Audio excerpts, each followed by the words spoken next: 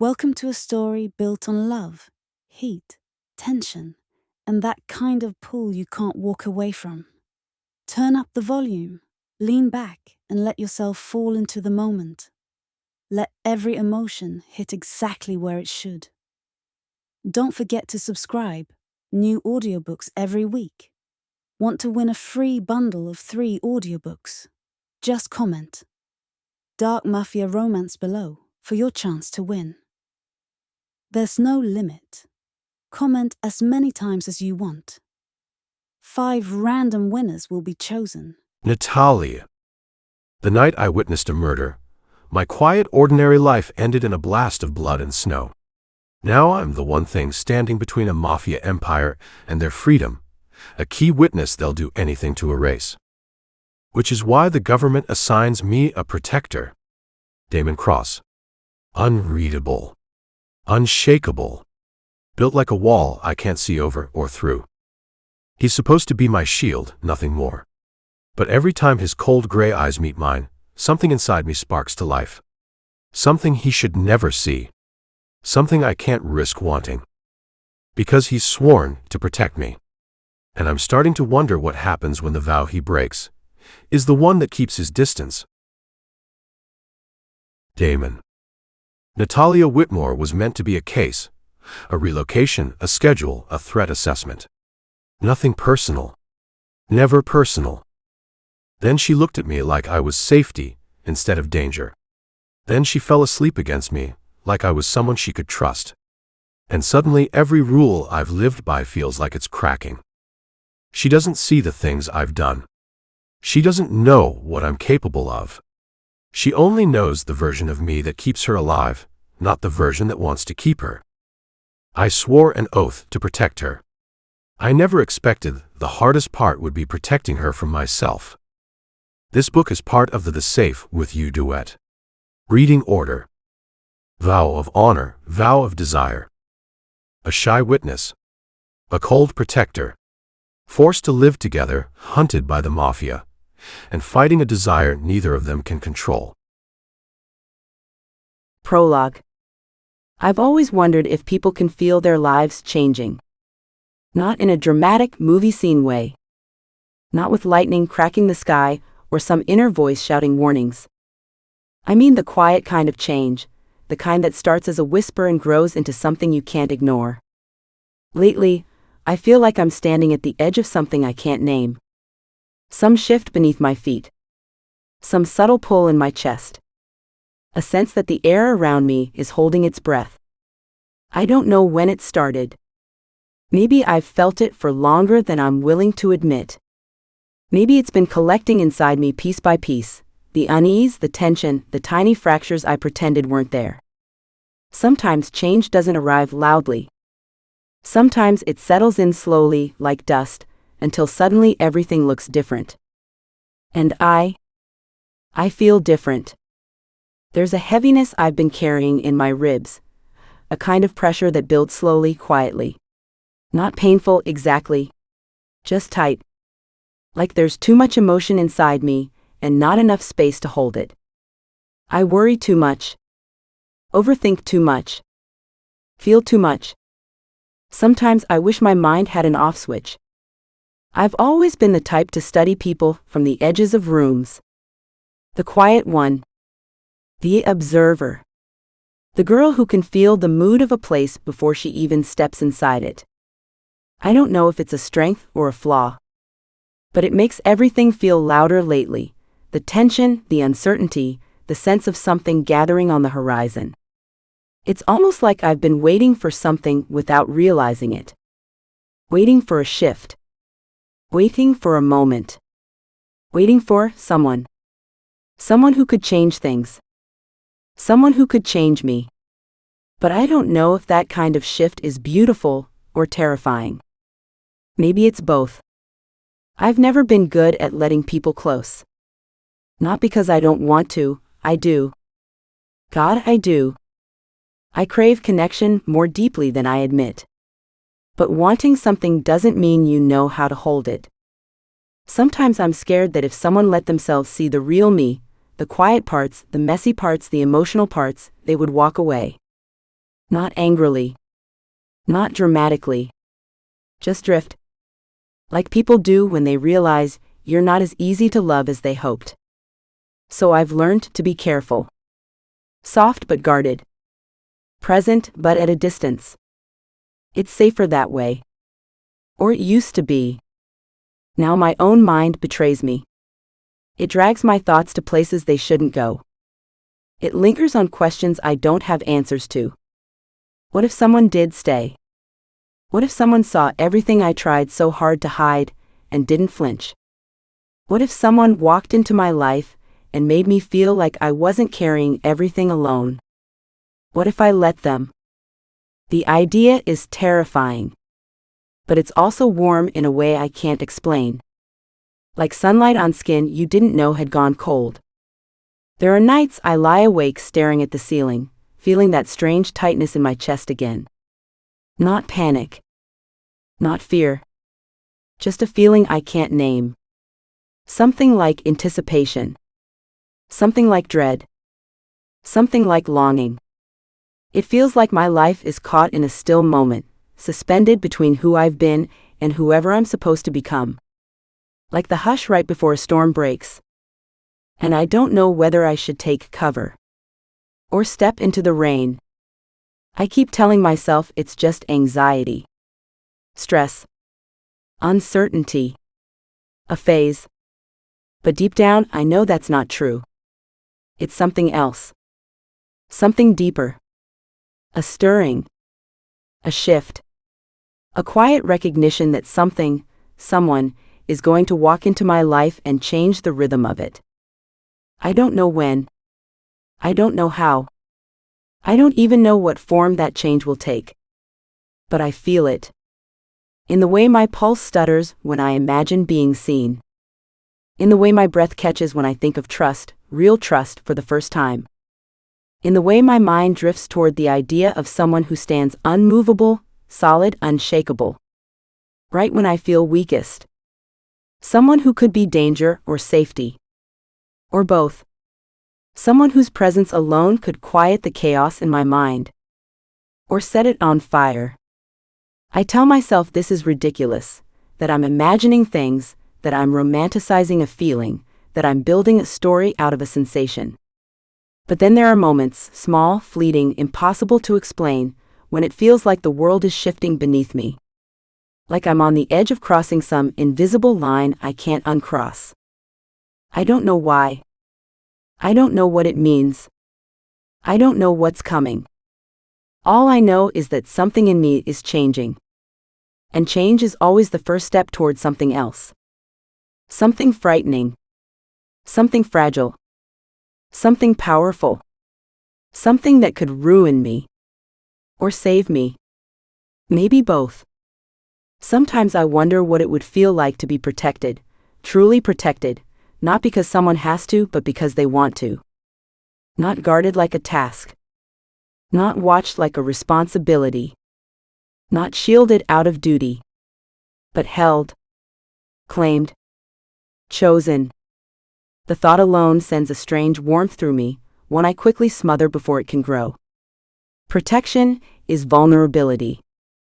Letting someone stand between you and the world means giving them the power to hurt you in a way no one else can. And that kind of trust feels terrifying. But a small part of me, a reckless, quiet part, wonders what it would feel like to lean into someone's strength for once instead of my own fear. To be looked at with purpose. To be prioritized instead of tolerated. To be the center of someone's focus, steady, unwavering. Someone strong. Someone unreadable. Someone who feels like a wall and a fire at the same time. Someone whose presence changes everything. Someone who turns the world quiet. Maybe that's why the tightness in my chest feels less like fear now, and more like inevitability. Like something is coming. Something I'm not ready for, but have been waiting for all the same. I don't know his name. I don't know his face. But I feel the shape of him in the spaces of my life. Steady. Silent. Strong enough to carry what I can't. A presence that will arrive like a shadow. and stay like a vow. And when he does, everything will shift. Everything inside me will wake up. Everything I've been afraid to feel will become impossible to ignore. Because some people enter your life like a warning. Some enter like a storm. And some enter like a promise you didn't know you were waiting for. A promise wrapped in danger and heat, and something unforgivably tender. And when that moment comes, when the world changes, when he steps into my life for real, I think I'll finally understand the feeling that's been haunting my chest for weeks. I think I'll understand why I've been restless. Why I've felt watched by something that wasn't there yet. Why I've been holding my breath without meaning to. Because deep down, I think I already know. My life isn't waiting for a crisis. It's waiting for him. The man who will protect me. The man who will unravel me. The man who will change everything. The man whose presence I'll feel before he ever speaks my name. And once he arrives, nothing, not my heart, not my fear, not the girl I was before, will ever be the same. Chapter 1. It was almost 4 o'clock on a Tuesday morning, and the streets of Memphis were cold and empty. Snow softly fell from the heavens, coating everything in a thin white layer, and muting the ever-present background noise of city life. Walking along the well-lit sidewalk was a girl, wrapped up in a coat that was too big for her small frame, and a knit beanie that threatened to fall over her brown eyes. Her dark brown hair caught the falling snowflakes, preserving them perfectly as it was too cold for the snow to melt. Occasionally a car would drive by, illuminating the street even further. In this particular instance, the headlights shone brightly into her eyes, making her look away. Turning her head to the right, she saw a reflection of herself in the window of a shop. A strong 19-year-old woman looked back at her. If only my parents could see me now, she thought, they'd be proud of this life I've made for myself. She snapped out of her thoughts as the car sped past, and the reflection was replaced by the trinkets and souvenirs in the shop window.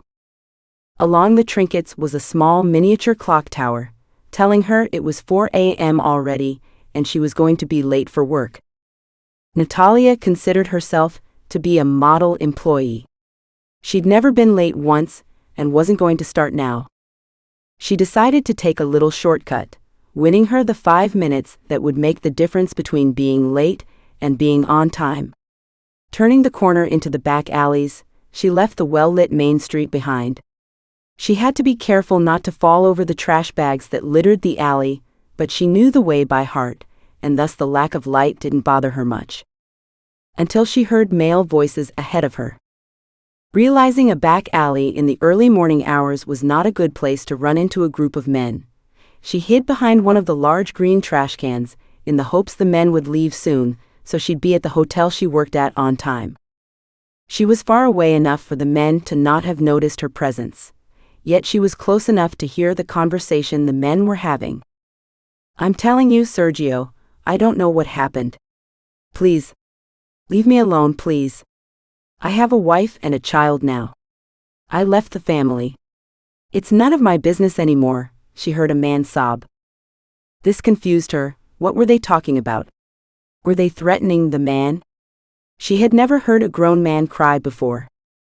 "Nobody leaves the family, you know this, Abby," another man stated calmly. "I did. Enzo gave me his blessing, Enzo doesn't get to decide that. This is your last chance, Abby. Be a smart man and just tell us." "I don't know," the man sobbed. "Please don't. Dino, please, we're friends. You betrayed us, and you know the price that needs to be paid for that." The conversation halted, and the only thing Nathalia heard was a soft sobbing, none of the men speaking at this time. Serious as the conversation sounded, Nathalia couldn't help but think about a movie she saw recently, The Godfather. The way these men talked about the family made her think this entire conversation came straight out of a Mafia movie. But that was ridiculous. Mafia men in Memphis? Not in a million years. Maybe they're just watching a movie together on one of their phones, like in Home Alone, where Kevin plays a movie out loud to scare the intruders. The very idea she might have been tricked by a group of men just watching a movie almost made her giggle. Until she heard a very loud and very real bang. Her heart was pounding in her ears now. That didn't just happen. That couldn't have happened. She heard the footsteps of the men running away until she heard nothing at all. Not even the light sobbing of the man called Abby. Gathering all the courage she could muster, she slowly dared to peek around the trash can that had hidden her. There, on the ground, illuminated by a single emergency exit sign, laid a man. Around him, snow stained a deep crimson red, and she knew her life had just changed forever. Chapter 2. The days following the incident went by in a blur. Turns out, she had witnessed an actual Mafia execution. Though she couldn't get the gruesome image of the man's lifeless body out of her mind, the police seemed more than thrilled to have a witness and convinced her to testify. They had been trying to gather evidence of the Mafia's nefarious activities for years now, but were never quite able to gather enough to convict the mobsters. With Nathalia as their key witness, that was about to change. And at the bottom, "We just need your signature and then we can start the whole process," Officer Reddick told her. She tore her eyes away from the tall, middle-aged officer and focused on the papers in front of her. She hadn't read a single page, but she was determined to help the criminals get served a slice of justice. She picked up the pen and scribbled her initials at the bottom of the document. This is it, she thought. In a few months, they will be in jail and I can continue on with my life.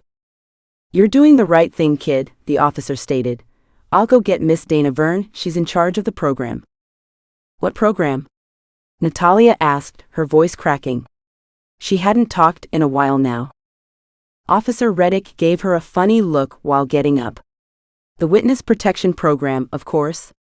We went through this last Friday, remember? Her memories of the past few weeks were vague.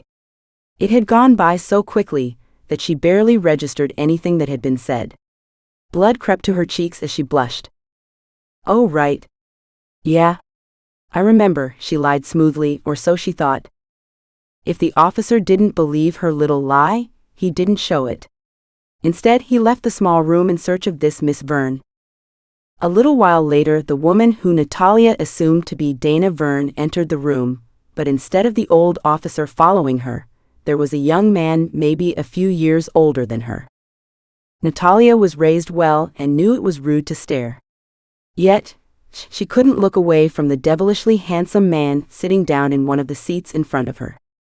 By the way his large frame filled the doorway as he entered, Nathalia knew he'd tower over her. But instead of being lanky, he was strong and well-built, not bulky, with his well-defined muscles visible from under his shirt. Miss Whitmore, my name is Dana Verne, and I'll be your caseworker for the upcoming months, she introduced herself. Nathalia shook the blonde woman's hand and muttered a nice to meet you back, but couldn't muster the strength to sound upbeat like she usually did. This right here is Damon Cross. He is tasked with your protection and will be accompanying you the next few months, she continued while gesturing towards the man. His gray eyes on her made her nervous, yet she didn't want to look away from them. And nice to meet you, she stammered. Damon only nodded, obviously not impressed by the whole conversation. So now that the pleasantries are out of the way, we'll discuss the details of your relocation and backup plans. Not that I think you'll need them, but it's better to be safe than sorry, Miss Verne laughed softly. Nathalia smiled back, but it didn't reach her tired eyes. The thought of moving to a new and unknown city made her very anxious, and the fact that this stranger, who, if she was going to be completely honest, made her feel strange whenever his eyes were on her, was going to be living with her for the next few months, made her anxiety even worse. She wasn't used to being around guys. She had never even been in a real relationship before. She hadn't even been kissed. Her shy nature and the relatively recent loss of her parents made it very difficult for any person to get close enough to her to succeed in that. But she didn't mind. She liked being alone and had experienced romance through the many books she read in her spare time. Do you have any questions so far? The blonde asked Nathalia. This shook her out of her thoughts. She hadn't been paying attention, and admittedly had no idea what had been discussed. No questions, ma'am. All is clear. This technically wasn't a lie, she had none and just wanted everything to be over with. All right, well, I'll leave the details of the security measures of the house up to Damon. That's his area of expertise. Just be sure to send me a copy of the plans, so I can have them reviewed by your supervisor. This time she had spoken to him. He nodded before replying, I've created a baseline, but adjustments will have to be made once the location is known, and I've scoped out the area surrounding it. They'll be sent this week. This was the first time she'd heard him talk, and he didn't take his eyes off Nathalia as he talked. His deep, rich voice commanded respect and gave Nathalia slight goosebumps. The way he talked showed his confident nature and left no room for discussion. This, combined with his tall frame and muscular body, greatly intimidated Nathalia. Yet Miss Verne seemed unaffected and slid an envelope over to them. Upon opening the envelope, Nathalia found it contained an ID card with the name Catherine Peterson. Digging further, she found a plane ticket, a small blue debit card, and some documents. Damon didn't open his, probably because he already knew what it'd contain, as she highly doubted this was the first time he did something like this. Just to be sure, did you have any questions now? She could think of a few, but didn't voice them. Instead, she shook her head no. Great, that means I explained everything clearly, Miss Verne laughed. Now, if I'm not mistaken, your plane will depart in 2 hours, which means you should probably head over to the airport about now. Chapter 3. The ride to the airport was silent. Nathalia didn't know what to say, and Damon didn't seem to be interested in having a conversation. To say the atmosphere in the car was awkward was an understatement.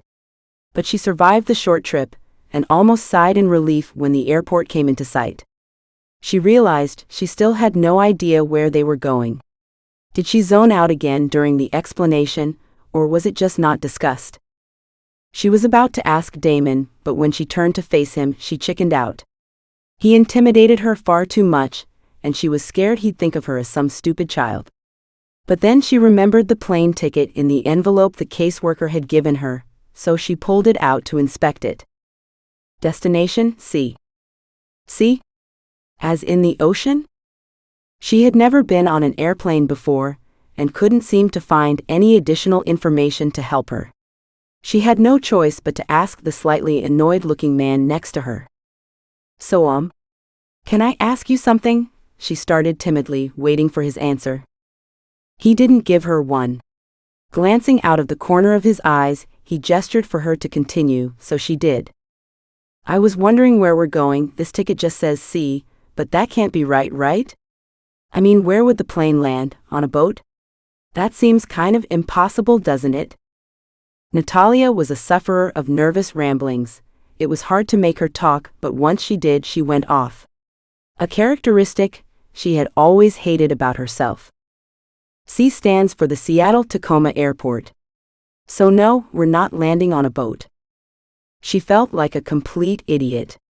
His sentences were short and to the point, which made everything perhaps even worse. She looked at him as he drove, his eyes on the road and one hand on the steering wheel. His other hand rested in his lap, and any other person would have looked relaxed sitting like that. But she knew he was tense and alert. I'm sorry. She hadn't expected him to turn to her fully, his dark gray eyes looking straight at her. He's so handsome. I wonder if he has a girlfriend. What are you apologizing for? He seemed genuinely confused, his thick eyebrows furrowing together. This was the first sign of emotion he'd shown all day. Well, it was a stupid question, she replied. His eyes were on her for a second longer before turning his eyes back on the road, taking the next exit. Questions are only stupid if you already know the answer, he said after a while. She turned to look at him again, but he made a sharp right turn and stopped the car. They had arrived at a small guardhouse surrounded by fences. She looked at Damon for answers, but found him talking to the guard inside and showing him some documents. Moments later, the fence opened, and Damon started the car again. Up ahead, a smaller plane came into sight and the car stopped next to it.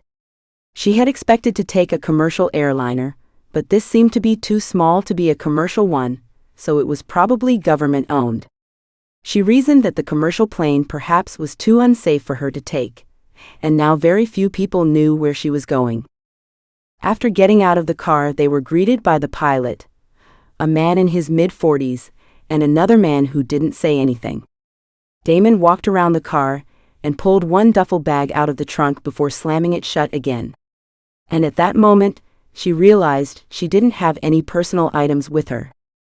Since the day of the incident, when she'd called the police and they had taken her statement, they hadn't allowed her to go home. Instead, she stayed at a hotel and was to leave her room only for essential appointments like those at the police station. Damon walked up to the plane and gestured for her to go first. She didn't know if he was being a gentleman or if it was a bodyguard thing, but she appreciated it. The inside of the small plane was simple enough. Down the middle was the aisle, and on either side of that aisle was one seat each for 5 rows. That meant the plane could hold up to 10 passengers, but it was just the 2 of them plus the pilot. This presented a new problem: where to sit. If she were to sit at the front, she'd be too close to the pilot, risking him talking to her. If she sat too far back, she wouldn't be able to look out of any windows. But if she were to sit in the middle, it would force Damon to sit close to her no matter where he decided to sit. Eventually, she chose to sit at the front, where she would not only have a perfect window seat, but could also see over the pilot's shoulders. She looked back to see Damon sitting on the opposite side, at the very back of the plane. The pilot closed the plane's door, but the man who hadn't spoken before did not get on the plane. Instead, he got in the car and drove back. She hadn't thought of the logistics of returning the car, but it made sense to her. The pilot gave a short introduction before starting the plane and taxiing along the runway. Despite the whole situation she found herself in, this exciting new experience made it somewhat more bearable. Chapter 4. From the airport, it took them another 3 hours to arrive at the small town where they'd be staying for the upcoming months. The house they'd been assigned was an inconspicuous one. The whole block seemed to be made of the exact same houses, with the only difference being the yards out front. Nathalia could see why they had picked this place. To her, however, the house seemed too big for just the 2 of them, as the house would have been able to house a 5-person household easily. It contained 2 bathrooms and 4 bedrooms, and it made her wonder if people were going to ask questions about their living arrangements. Walking up the driveway, she noticed a sedan parked in front of the garage, again a very inconspicuous and average one. But what truly caught her eye was the garden, which was void of plants and flowers. She briefly wondered if they were allowed to make any changes to the house and its garden. Damon didn't seem impressed nor interested in the exterior of the house for now, as he made a beeline for the front door. Pulling a key from his pockets, he opened it and went inside, giving Nathalia no choice but to follow. Nathalia had found Damon to be a man of very few words. He didn't really speak unless she spoke to him. But seeing he intimidated her slightly, she was too shy to start a conversation, and so the ride to the house had been mostly silent again. As they went inside, she took in the furniture and overall interior of the house and found it all to be perfectly average. She walked over to the kitchen area and found it to be surprisingly luxurious. At the center was a small kitchen island with Damon leaning against it, in his hands another envelope. "Your personal items should arrive somewhere this week, so get ready to go to the store." He looked directly into her eyes as he spoke, but moved away before she could answer him. It didn't really matter, as his tone of voice indicated there wasn't room for discussion and an answer wasn't needed. How does he expect me to get ready? I don't have anything. But apparently, he did need to get ready. So she just continued the rest of her tour around the house. Opening random drawers and cabinets, she found a cabinet filled with board games, and she immediately got excited before realizing she only had Damon to play with. And he didn't seem like the kind of guy that played board games. Or any games for that matter. She made her way up the stairs and noticed the wall lined with pictures of people she didn't know. Were these just stock photos of random people? One photo depicted a dog and a little boy, which in itself was cute, but having photographs of random people in your home was slightly weird in her opinion. Once upstairs, she went in the first door she came across. It was a small laundry room, or a laundry closet. Closing the door, she went over to the next one. It was a beautifully decorated bedroom, with white furniture, and a large king-size bed against the wall. But none of that caught her eye, because her focus was on the items on the bed. Guns in various shapes and sizes, and boxes of ammunition were laid out on the soft fabric of the covers. Next to them was a very shirtless Damon. His deliciously sculpted body and tanned complexion almost distracted her from the guns, but in the end, fear won out. What are you doing?" she stammered. From where she stood in the doorframe, she saw he was meticulously loading the guns, not sparing her a glance. "What's it look like?" Strapping a few small ones to his body, before slipping on a shirt, he turned his attention to her. "There are guns everywhere.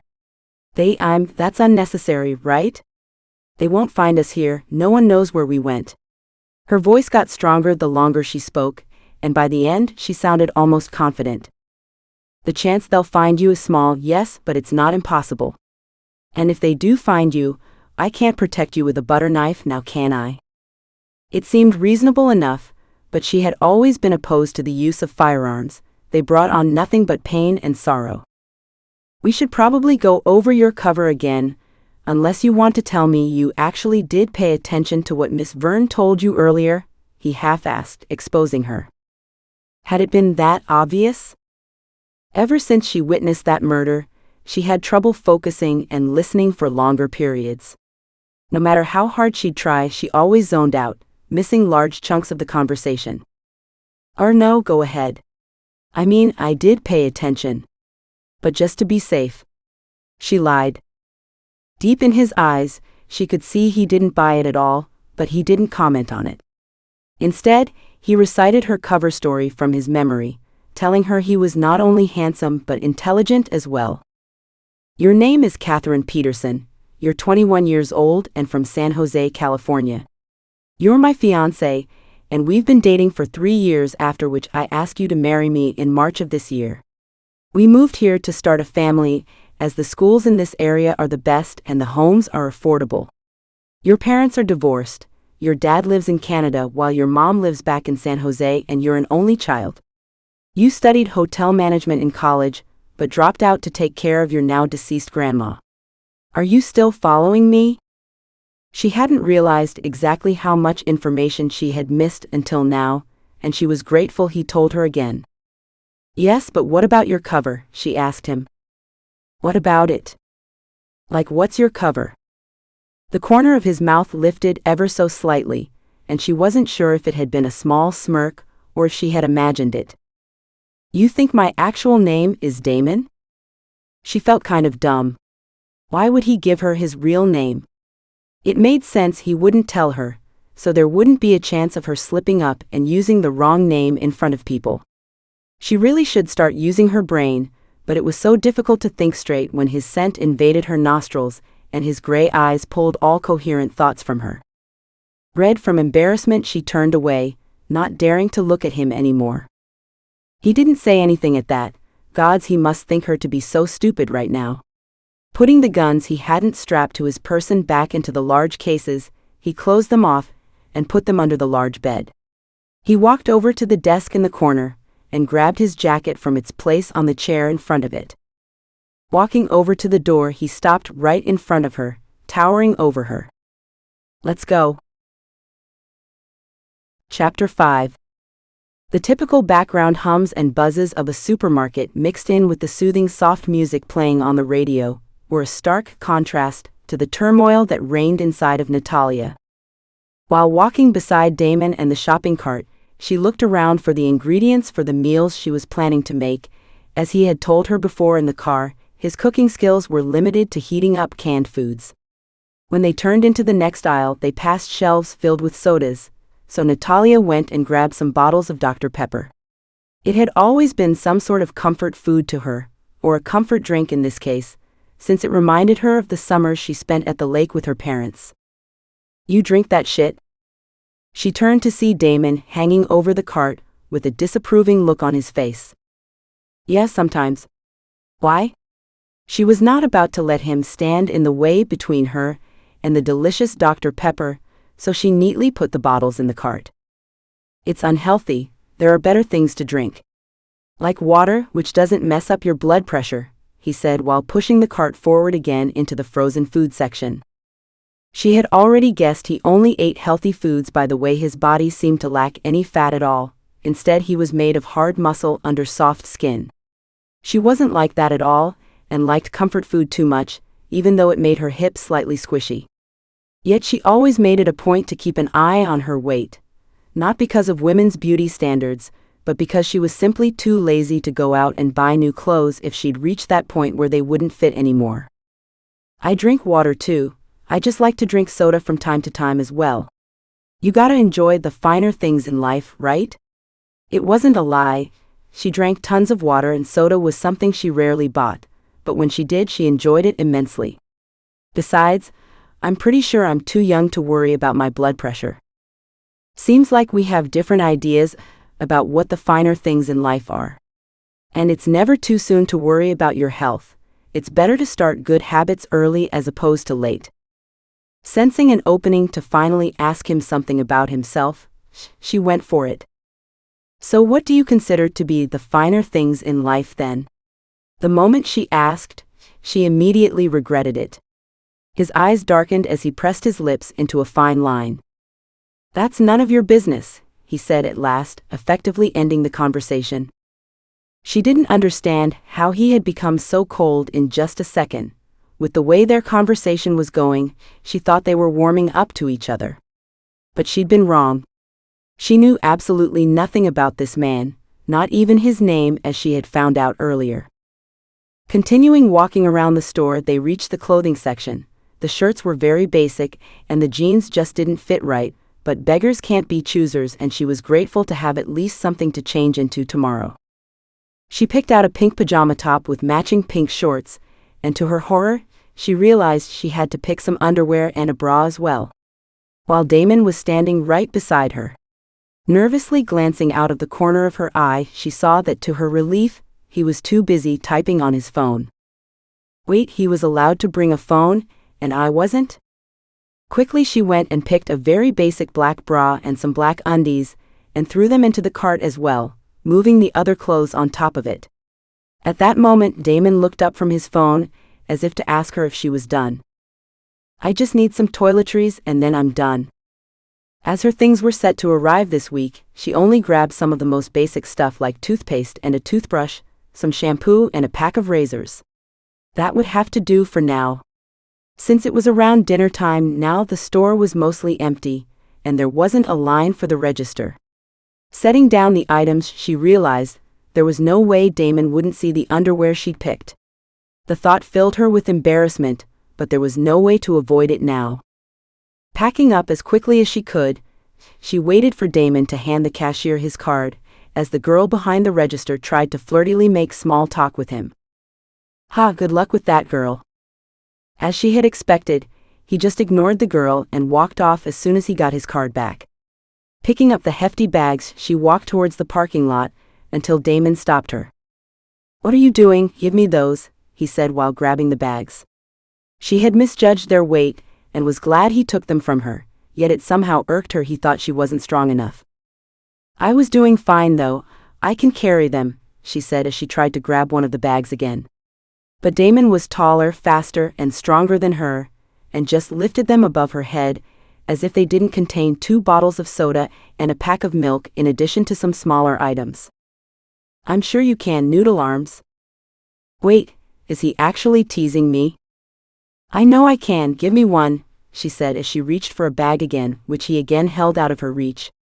His teasing was getting to her, and now she just wanted to prove to him she wasn't weak. "There's no point, we're almost there now." "What?" "The car is all the way back there, we're closer to the store than to the car." "Just let me help you."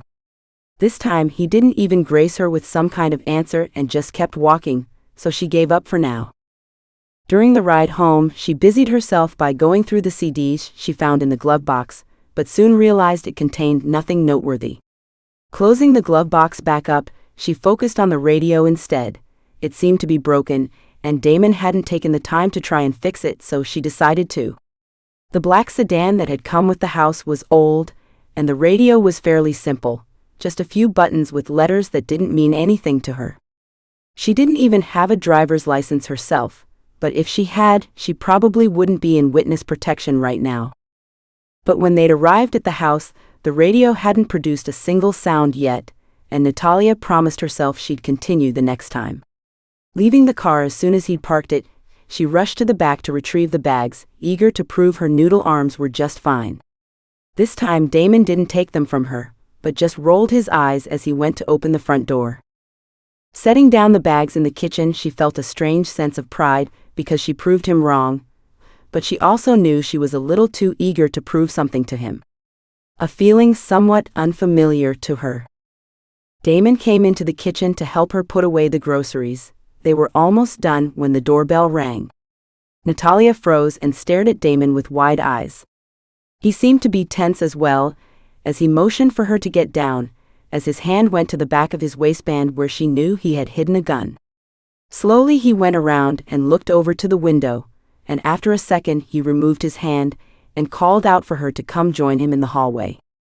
He opened the door just as she came around the corner, and saw an elderly couple standing in front of it. "Good evening. I hope we're not interrupting anything, but we saw your car pull up just now, and thought it might be a good time to introduce ourselves. I'm Trudy and this is my husband Hank, we live next door." The lady explained quickly. "Good evening, my name is Damon and this beauty is my sweet fiancée Catherine," he said while gesturing towards Nathalia. "Would you like to come in?" Somehow Damon had gone from cold and silent to a very polite and warm guy, like the perfect son-in-law type of guy, and the old couple ate his act all up. She was actually very impressed with his acting skills, and wondered briefly what it would be like if he talked warmly to her. How it would be if he spared her a smile she knew would take her breath away. What it'd be like if he didn't avoid any and all conversation with her. No, we won't take up more of your time than necessary. We know what it's like to be young and in love." The old man winked at them as his wife slapped his arm lightly. "Hank, behave yourself, you're making the lovebirds uncomfortable," she said while her husband just smirked at her. "Anyways, I made you a strawberry pie, and if the two of you need anything, don't hesitate to ask." The thought of being with Damon romantically made her body heat up, but she knew there were probably rules against those types of things. "Thank you, Trudy, that's very kind of you. Strawberry pie is our favorite, isn't it, my love?" It took her a second to realize he was talking to her.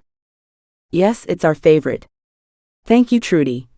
She didn't lie about the fact that strawberry pie was a favorite of hers, but she somehow doubted Damon would enjoy something as sweet and unhealthy as a strawberry pie. With his concerns about blood pressure and all. They bid the old couple goodbye, and Damon closed the door again, locking it in various places and handing her the pie as he walked past. "Do you even eat pie at all?" she asked as she followed him back to the kitchen. "No," was the only answer he gave, having gone back to his jolly cold self again as he put the last of the groceries away. Chapter 6. It took 2 days for her items to arrive, and to nobody's surprise, neither her phone nor her laptop was among them. It had been tough so far without her laptop, because Nathalia was an avid blogger, and she was seriously starting to miss her small audience. The days at the safe house had gone by slowly, because she had been mostly alone, and only saw Damon at dinner time, when they'd quietly eat together until he got up to wash the dishes and leave again. He had busied himself with setting up security measures in and around the house, like putting up cameras in strategic places and sensors around the garden. He also spent days pining over the blueprints of the house itself, and communicating with his supervisors about possible threats. After she finished putting away her things, she walked to the garage to throw away the cardboard boxes. Looking out the window, she couldn't help but feel sad about the fact that such a beautiful garden was neglected like this, and decided to ask Damon about it. She turned back into the house and went up the stairs before knocking on the door to his room. When she heard a faint "come in," she took a deep breath and opened the door. She found him hunched over the desk in the corner, looking at various monitors, displaying images of their front yard, backyard, and street. Off to her right was a little couch, but instead of soft pillows and warm blankets, guns were laying around. The large bed in the center was meticulously made, and made her wonder if he even slept in it at all. "Can I help you with anything, or did you just come here to stare at everything?" That snapped her out of her thoughts, but she was caught off guard by his voice, and it took too long for her to remember what she'd actually come to ask. "No, she started off before taking a deep breath. "I wanted to ask you about the front yard. Do you think I could make some adjustments to it?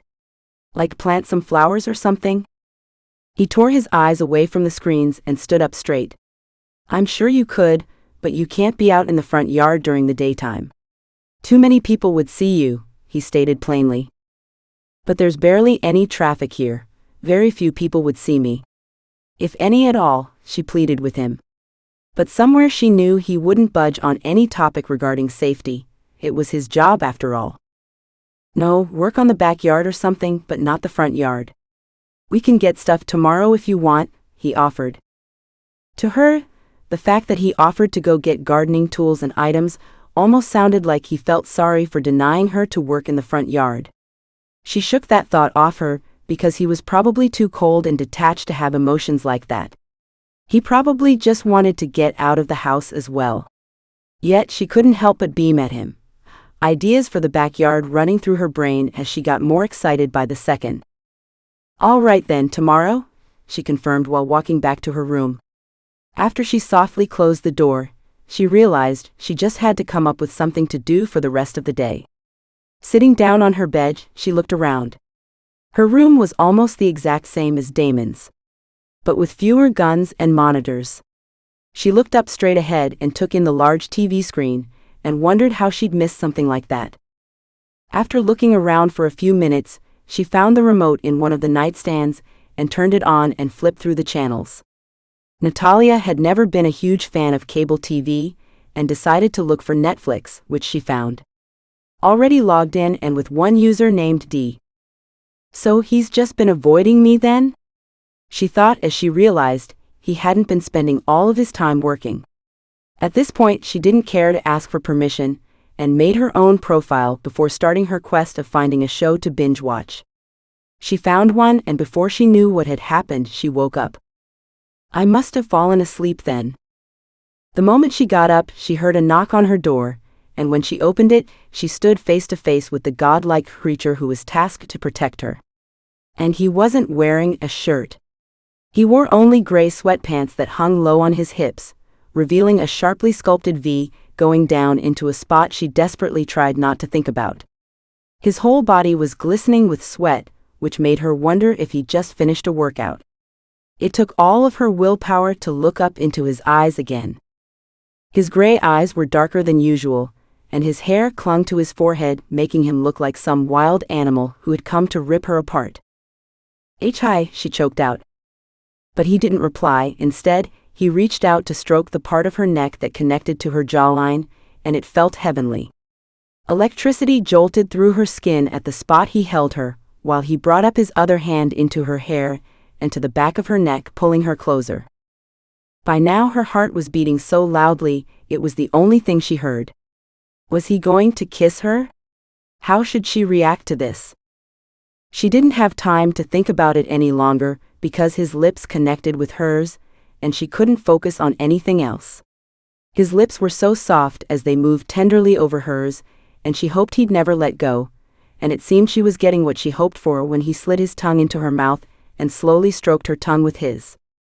Their moment got destroyed by a knocking on the door, but he ignored it and kept kissing her. But the knocking became more persistent, and Nathalia became confused. They were standing in the doorway, right? Dread filled her as she broke the kiss, and looked up at Damon with wide eyes. "Time to wake up, love," he said as he smiled down at her, showing off his perfect teeth. "But I am awake," she replied dreamily. You wanted to go to get gardening stuff, right? You gotta wake up, we're not going when it's busy out, he said as he shook her. That's when she opened her eyes to find him standing next to her bed, looking nothing like the Damon from her dream. It took her a second to realize she'd been dreaming about him, and the feelings from her dream were still jolting through her body as she tried to focus on what he was saying. You know, I almost thought you died when you didn't answer the door, he stated casually. She quickly swallowed before sitting up, and no, I'm alive. I just need a minute to get ready. Be quick, he said before he walked out of her room again, leaving Nathalia to replay the dream over and over again in her head. Chapter 7. The garden center had only just opened, and the only people that could be seen were some employees watering plants and restocking shelves. With her shopping list in hand, Nathalia grabbed a cart and set out to gather the ingredients for her perfect garden. A few steps behind her walked Damon, who didn't seem too thrilled to be outside at all. Sucks for him, she thought, he's the one that offered it. She was glad he walked behind her. Ever since her dream, she found it hard to look at him without blushing like a middle schooler. She hoped the feelings would cool down in time. Being in love with your bodyguard is such a cliché. Who am I? Whitney Houston? Didn't think so. Cat. This time she turned to him immediately, finally starting to learn she's called Catherine now. Yeah. Just grab one, I'm sure they're all the same. No need to think about it for 10 minutes. It's then she realized she was staring at a small array of spades in front of her, and she had zoned out again. No way it had been 10 minutes though, he's just being dramatic now. Suddenly a tall, red-headed employee appeared from behind the rack with her sights set on Damon. Good morning, can I help you with finding the right spade? She asked with a big smile on her face and a hopeful glint in her eyes. Despite Damon looking like he was trying to burn down the garden center with just his eyes, he was the one she asked. She can't decide what spade to get, he said, pointing at Nathalia. She briefly looked at Nathalia, her smile somewhat wavering before returning her gaze to Damon.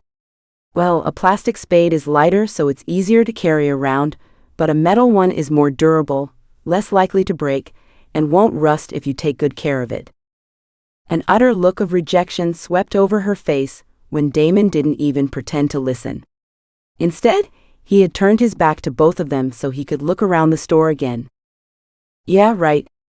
I'll just get this one then, Nathalia said as she awkwardly grabbed the metal one. Or thanks. She quickly threw it in the cart and walked towards the plants, passing Damon and hearing him follow her. She had decided to plant some fruit trees and plants, and a few decorative plants as well to liven up the yard. After grabbing some tomato seeds, cucumber seeds, strawberry seedlings, and a small lemon tree, she moved towards the next section. She had thought about what to get, and eventually she settled on this small selection.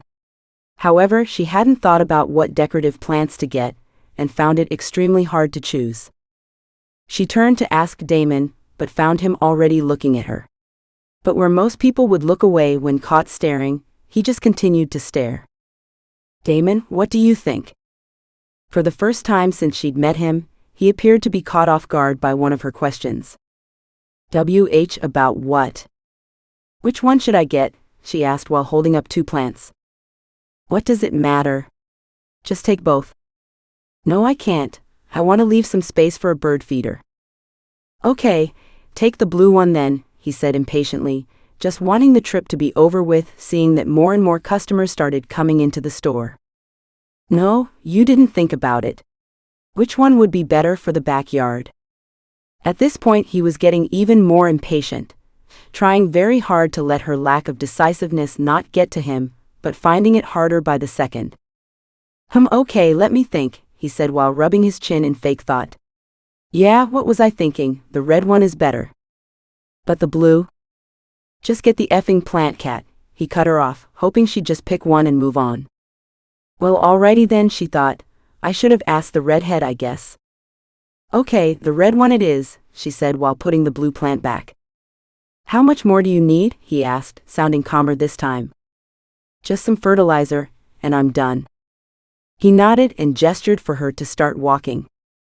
Not knowing the difference between the types of fertilizer, she just grabbed one, as she didn't want to have to ask Damon again. But it was heavier than she'd expected, and she dropped it back on the pile again. She braced herself and prepared to pick it up again, but was stopped by two strong arms reaching for it, picking it up like it was a pillow. "All right, let's go to the checkout now," he said while walking off, leaving her no choice but to follow. Since she walked behind him now, she got plenty of time to stare at his arms. He'd left his jacket in the car, so he was just wearing a black t-shirt. How can he wear simple clothing like that and wear it so well? His muscles were barely straining as he carried the bag of fertilizer, and to her left, she saw the redhead from earlier ogling him. Nathalia felt a sick kind of satisfaction knowing he was with her, even though he was more or less forced to. After paying for the items and loading them into the car, they drove back to their place. For the past few car rides, she'd been trying to fix the car radio with no success yet. But Nathalia was determined and refused to give up. There had to be a way. "If you want to listen to music so much, you could just wear earbuds or something. I'm pretty sure you pushing random buttons isn't going to fix it," he said eventually. "Yes, I could, but it's not about the music anymore. I just want to fix it," she retaliated, pushing the big round button for the 40th time. "Let me see for a sec."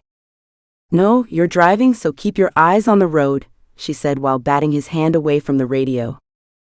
"Cat," he warned. She moved away this time, giving him a full view of the radio, doubting he could do more than her. Until he smacked it. Hard. And it turned on. How? She asked him with wide eyes. Had he known it was this easy to fix for a while now, or was it just pure luck? But her surprise about the radio was overshadowed by a far more surprising phenomenon. He laughed. It was only a short laugh, but it was genuine, and Nathalia could hardly believe it. He laughed. She had thought about what his laugh would sound and look like, but nothing in her mind came even close. His laugh was gravelly, as though he wasn't used to laughing at all, but it added to his manly charms. "You knew this whole time?" she asked incredulously. "I had my suspicions," he stated simply. "Then why'd you let me struggle for so long?" "You didn't ask me." She didn't know how to respond to that, so she started looking for a good radio station, stopping when she heard one of her favorite songs play. Leaning back in her seat, she looked outside, admiring the blurry scenery as they sped along the highway. Chapter 8. Ethan didn't get the appeal of gardening, and today was the first day in over 15 years he set foot in a garden center. And even though they were in a different store in a different state, everything looked the same as he remembered it. As they entered, he quickly analyzed their surroundings and found it to be safe, giving Nathalia the okay to go further. He walked behind her so he'd be free to look at her, thinking back to this morning when she woke up all flustered and avoided eye contact all day. He could only imagine what she'd dreamt about, and hoped it was him. "Get it together, Roman," he thought. "I'll never get another job again if they found out I've messed around with someone I'm supposed to protect." Pushing all thoughts of her red and flustered face out of his mind, he decided to look around the store again. Off in the distance, some redhead smiled at him, but he chose to ignore it. She just wasn't attractive to him. He was more into brunettes, like Nathalia. "Fuck, I'm doing it again. Focus." They stopped by a rack of gardening tools, and despite them looking all the same to him, she stood staring at them for a good few minutes. Looking around again, he saw more customers had entered, and he knew they had to be faster than this. They couldn't be seen by too many people. "Cat." She turned around, and for the first time today, she made direct eye contact with him. Big brown eyes stared up at him, her mouth slightly opened, indicating she was pulled from some deep thoughts. "Gods, I love her looking at me like this." "Yeah. Just grab one, I'm sure they're all the same." "No need to think about it for 10 minutes, he said. In reality, it probably hadn't even been 1 minute. That was the moment the redhead, that had smiled at him before, decided to suddenly appear from behind the rack, flashing him that same smile she wore earlier. "Good morning. Do you maybe need help with finding the right spade?" Roman really didn't want to talk to her, but he also didn't want to seem too rude to people in front of Nathalia. But what truly annoyed him was the fact the employee ignored Nathalia altogether and only asked him, "Do I look like I love gardening?" "She can't decide what spade to get," he said, pointing at Nathalia. The redhead briefly looked at her, but for some reason decided to continue talking to him instead, annoying him further. So he decided to sweep the room again with his eyes for what felt like the 100th time. "Well, a plastic spade is lighter so it's easier to carry around, but a metal one is more durable, less likely to break, and won't rust if you take good care of it," the girl replied, her voice faltering at the end as it became clear Roman wasn't giving her the attention she so desperately wanted. "Yeah, right, I'll just get this one then." Thanks," Nathalia replied. How she had been able to be kind to the employee, despite being treated like that, was beyond him. But he had to admit, it added to his attraction to her. She quickly threw the spade in the cart, and power walked past him towards the fruit tree section. He was pleased to see she had written down exactly what she wanted, so they were going towards the next section in no time. That is, until she grabbed 2 plants, and kept looking at them for the longest time. Suddenly she looked at him. "Damon, what do you think?" He didn't know what to say. She hadn't explained what she was talking about, and he didn't know what was going on. About what?" he eventually asked. "Which one should I get?" Roman couldn't care less about the plants that looked identical, apart from the tiny flowers within. One had red ones and the other blue ones. "What does it matter? Just take both." "No, I can't. I want to leave some space for a bird feeder," she stated as if it were the most obvious thing in the world. "Okay, take the blue one then," he said while looking around. Even more people were starting to enter the store, and it was getting kind of crowded. They had to hurry up. "No, you didn't think about it. Which one would be better for the backyard?" she insisted. Okay, let me think," he said, hoping to please her so they could leave as soon as possible. "Yeah, what was I thinking? The red one is better." "But the blue?" she started, but Roman had enough of it. If he'd let her, they'd be there until tomorrow. "Just get the effing plant, Cat." She thought about it for a second more, before putting back the blue one. "Okay, the red one it is." Since Roman had no gardening experience, he had no idea whether or not they were almost done, or if they'd need more supplies. "How much more do you need?" She briefly checked her little list before replying, "Just some fertilizer and I'm done." He gestured for her to start walking, and thankfully she did so immediately. She stopped next to a few heaps of bags, containing what he guessed to be fertilizer. Seeing the big pile, he expected her to stop and think about which one to get again, but she didn't, and went for the nearest one. But as soon as she'd picked it up, she dropped it again. Not wanting to see her struggle and seeing the cart being full of plants, he grabbed it before she could even try again, and walked off towards the direction of the checkouts. "All right, let's go to the checkout now," he said as he passed her. The bag hadn't even been that heavy. While driving back to the house, she started working on the radio again, pushing the same buttons over and over again, demonstrating she had absolutely no idea what she was doing. But he admired her perseverance. But seeing that she was going nowhere, he wondered if it was about the radio at all, or if she was just trying to stay busy. He'd been like that at one time as well, keeping himself busy day and night, just so he didn't have to be alone with his thoughts. "If you want to listen to music, you could just wear earbuds or something. I'm pretty sure you pushing random buttons isn't going to fix it," he said while his gaze was still fixed on the road. "Yes, I could. But it's not about the music anymore. I just want to fix it," she said while not even looking at him but just pushing buttons. "Let me see for a sec," he told her while reaching for the radio. "No, you're driving, so keep your eyes on the road," she replied while pushing back his hand, sending electricity through his arm. "Cat," he warned. He was a great driver, and the road they were on was positively deserted. Nothing bad was going to happen, if he looked at the radio for 2 seconds. Eventually, she moved away, making room for him to look at it. He remembered his first car. It had a crappy radio just like this one, and every bump in the road would shut it off while every bump after it turned it on again. Hitting it hard enough would secure it, just so it'd stay on for a few hours. So he smacked it. And it turned on.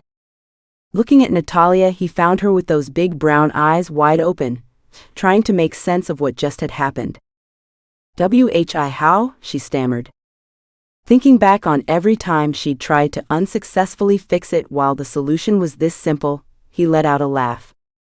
You knew this whole time? She asked incredulously. I had my suspicions. Then why'd you let me struggle for so long? You didn't ask me. He knew it was unfair, that he could have helped her any time, but he liked seeing her busy. He liked the way her hair would fall into her face, and she'd push it back unconsciously. And then, when it would happen again, a minute later. She just looked at him a little longer, before turning her attention to the radio, flipping through the channels, before settling on one that played some pop song. The song seemed to relax her, as she settled back into her seat and looked outside.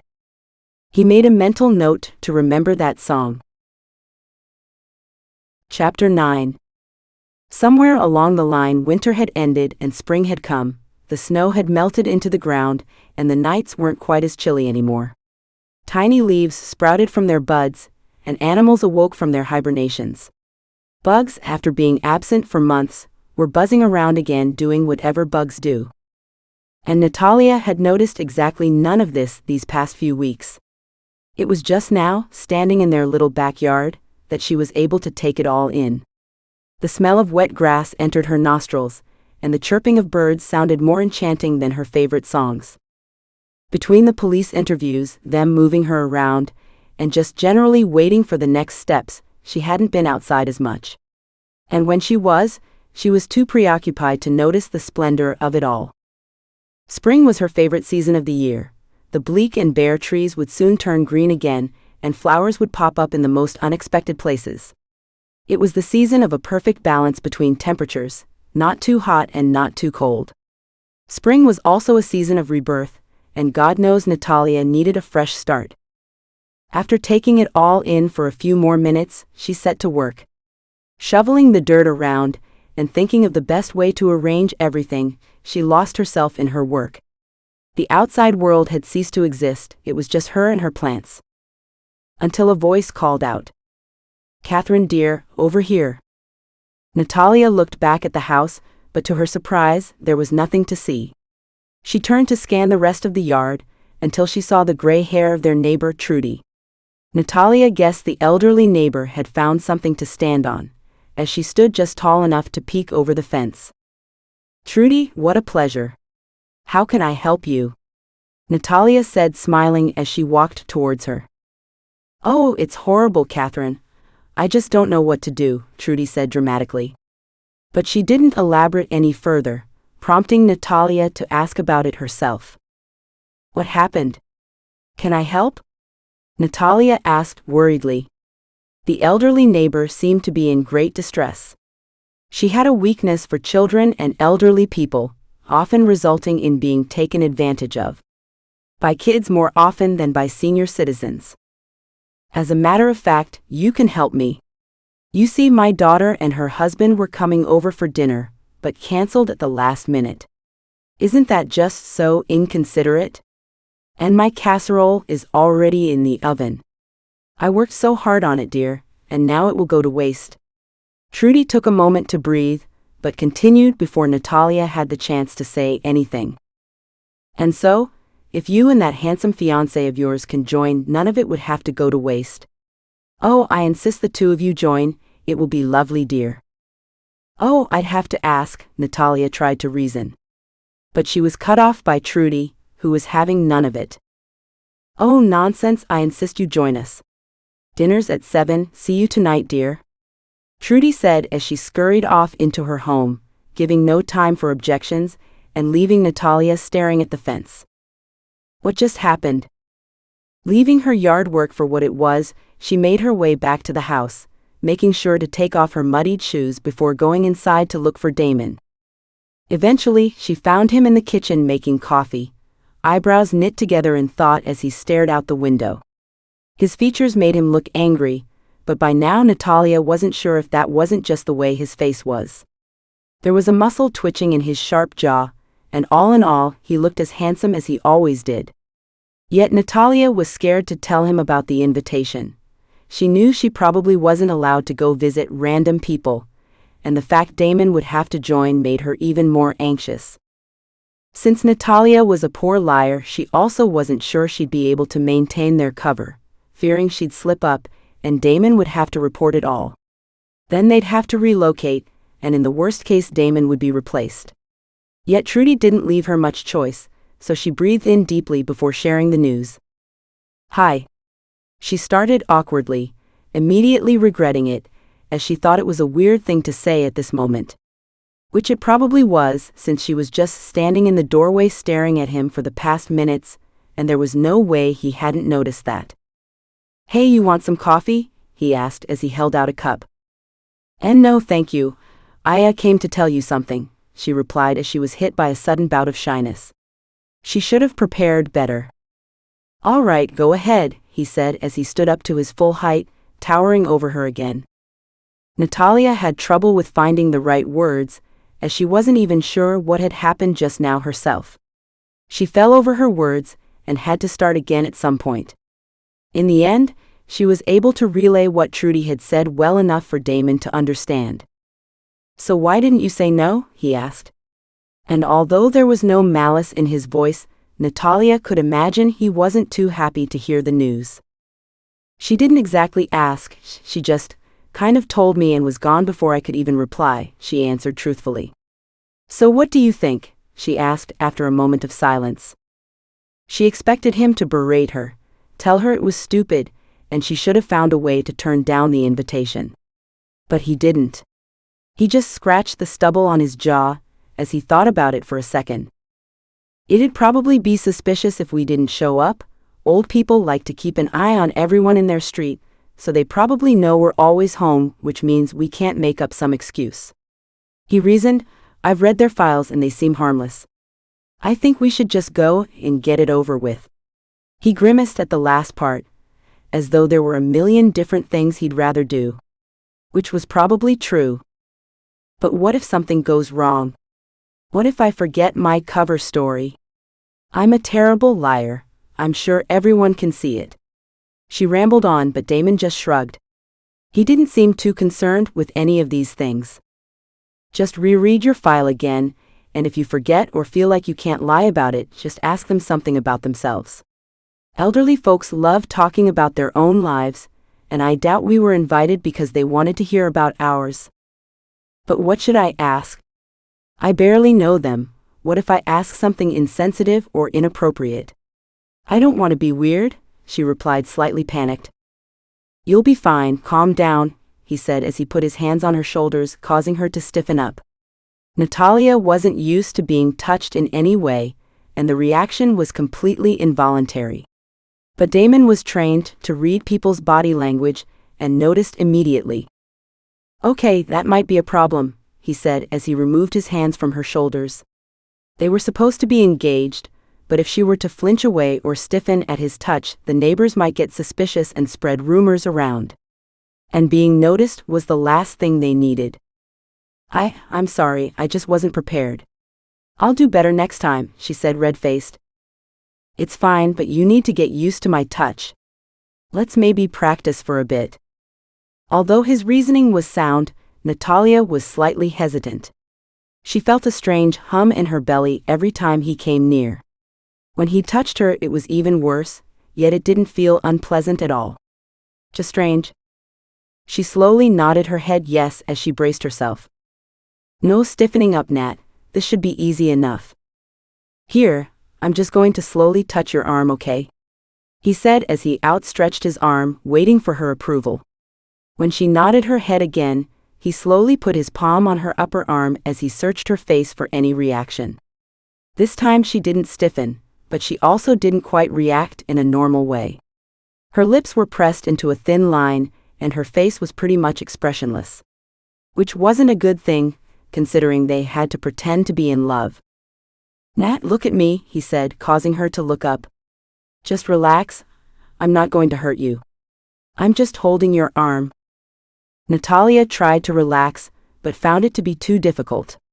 It wasn't just that she wasn't used to it, it was also the fact he was standing close enough for her to smell his cologne, and the heat of his hand was seeping into her arm. The spot where he was touching her was sparking with electricity, and Nathalia decided it felt actually quite nice. It took her some time, but she managed to relax somewhat, prompting Damon to go further. "I'm going to move my hand now, are you still okay?" he asked. She just nodded again, not trusting herself with her voice. Slowly he moved his hand down her arm past her elbow and stopped at her wrist. "You're doing great," he said with a small smile, causing Nathalia to smile back up at him. She liked being this close to him. Until she remembered the dream she'd had that very morning, and she couldn't hold his gaze any longer. But when she broke eye contact, Damon also let go of her wrist, making her miss his warmth instantly. "Did she say what time she's expecting us?" he eventually asked. "Yeah, she said dinner's at 7, Nathalia replied distractedly, still riding the high of being close to him. "Shit, that's in 15 minutes, he said after checking his military-style watch, causing Nathalia to panic. She'd been doing yard work all day and was in dire need of a shower. But she was confident she'd make it in 15 minutes if she skipped on her hair. So she ran upstairs to get ready in record time. Chapter 10. They reached the neighbor's house with 3 minutes to spare. After her shower, Nathalia had put her hair in a ponytail to save some time and rushed down the stairs, almost killing herself when she'd missed the last step. Lucky for her, however, Damon wasn't in the hallway to witness her clumsiness, as she managed to steady herself at the very last moment. Making her way around the house in search of Damon, she found him in the kitchen. As always, they hadn't used the living room much. To Nathalia, it just didn't feel like her own home. Maybe it was the decor, or maybe it was the situation she found herself in. But either way, she didn't like the general vibe of the living room. And she wondered if he felt the same. His head was slightly turned as he looked out the window at their backyard, but he turned around when he heard her approach. "I'm not gonna lie," he started. "I didn't expect you to be this quick." Nathalia felt a weird sense of pride, but she wasn't sure it had been a compliment. Perhaps it had been an insult she didn't get. So she decided to ignore it. "Yeah, I just needed a quick shower. But I'm ready to go now," she replied as she tried her best not to pant from her run down the stairs. "All right, let's go then," he said as he walked towards the front door, holding it open for her. She awkwardly scuffled past him, but as she did, he put his hand on the small of her back before following her out the door. As summer approached, the days were getting longer, yet the sun was already setting. The disappearing sun left behind a beautiful yellowish-pink sky, making the world around them seem surreal. The walk to the neighbor's house was a longer one than one would expect, because of the length of the front yards. Taking a shortcut through the garden would significantly shorten their travel time, but it was sure to raise some eyebrows. So they took the long way around. As they stood at the front door, the feelings Nathalia had managed to repress for a little while came up again. Self-doubt, nervousness, anxiety. Would she be able to recite her cover? What if they'd ask something that wasn't in the file? Would she be able to improvise?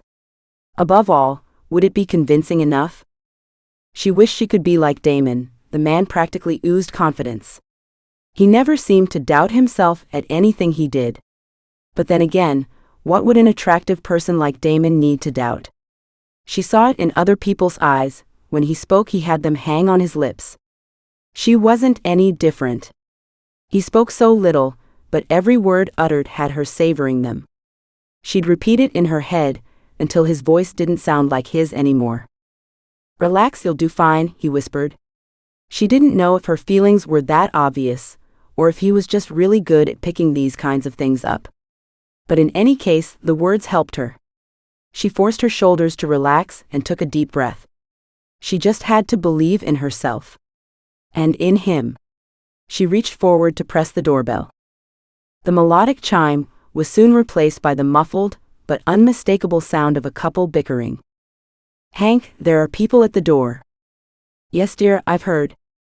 "I'm cooking the food, I can't open it." "Well, I'm on the toilet so I can't open it either." After a few more muffled words, the door swung open, revealing their neighbor Trudy in a pink apron, holding her oven mitts in one hand and gesturing for them to come in with the other. "Oh, I'm so glad the two of you could make it. Come in, dinner's almost ready." "Thank you for having us, ma'am," Damon smoothly replied as they followed Trudy into the living room. The interior was everything Nathalia had expected it to be. It was nicely furnished, if not a little outdated, and very warm and welcoming. It reminded her of her grandparents' house in Florida, where she'd stay during her summer breaks in middle school. It even smelled like it. "Your home looks lovely, Trudy," Nathalia said sincerely. "Oh, call me Trudy, dear, no need for formalities now. We're neighbors after all," Trudy replied. It was then Hank entered, reminding his wife that she was going to burn her casserole again if she didn't pay enough attention to it. "Oh dear, yes, the casserole. Hank, get the two of them something to drink, will you?" she said as she left for the kitchen. After getting them the drinks, Hank sat down on the recliner to their left, kicking up his feet and reaching for the TV remote. "So Damon, what's your team?" Hank asked as they turned on a sports channel. Recognizing it was going to be a conversation about football, Nathalia quickly thought of a way to remove herself from the conversation. "I'll go see if Trudy needs any help," she said as she practically made a run for the kitchen. Football confused her. She didn't know the rules, despite multiple people trying to explain them to her over and over again. But she just wasn't interested in the sport at all, or any sport for that matter. She'd rather watch a good TV show than a group of men seemingly out to hurt each other. "Trudy, can I help you with anything?" she asked, praying she wouldn't say no. "Oh, Catherine, yes, could you stir the sauce? It's going to burn soon, I think." Nathalia didn't have the heart to tell the elderly woman that the sauce was already burned at the bottom, so she just stirred as asked. "That fiancé of yours is very handsome. Where did you find him?" Trudy asked offhandedly. Lucky for Nathalia, stuff like this was written in the files, ensuring their story would at least match on these points. "I met him in college a few years ago, back in San Jose."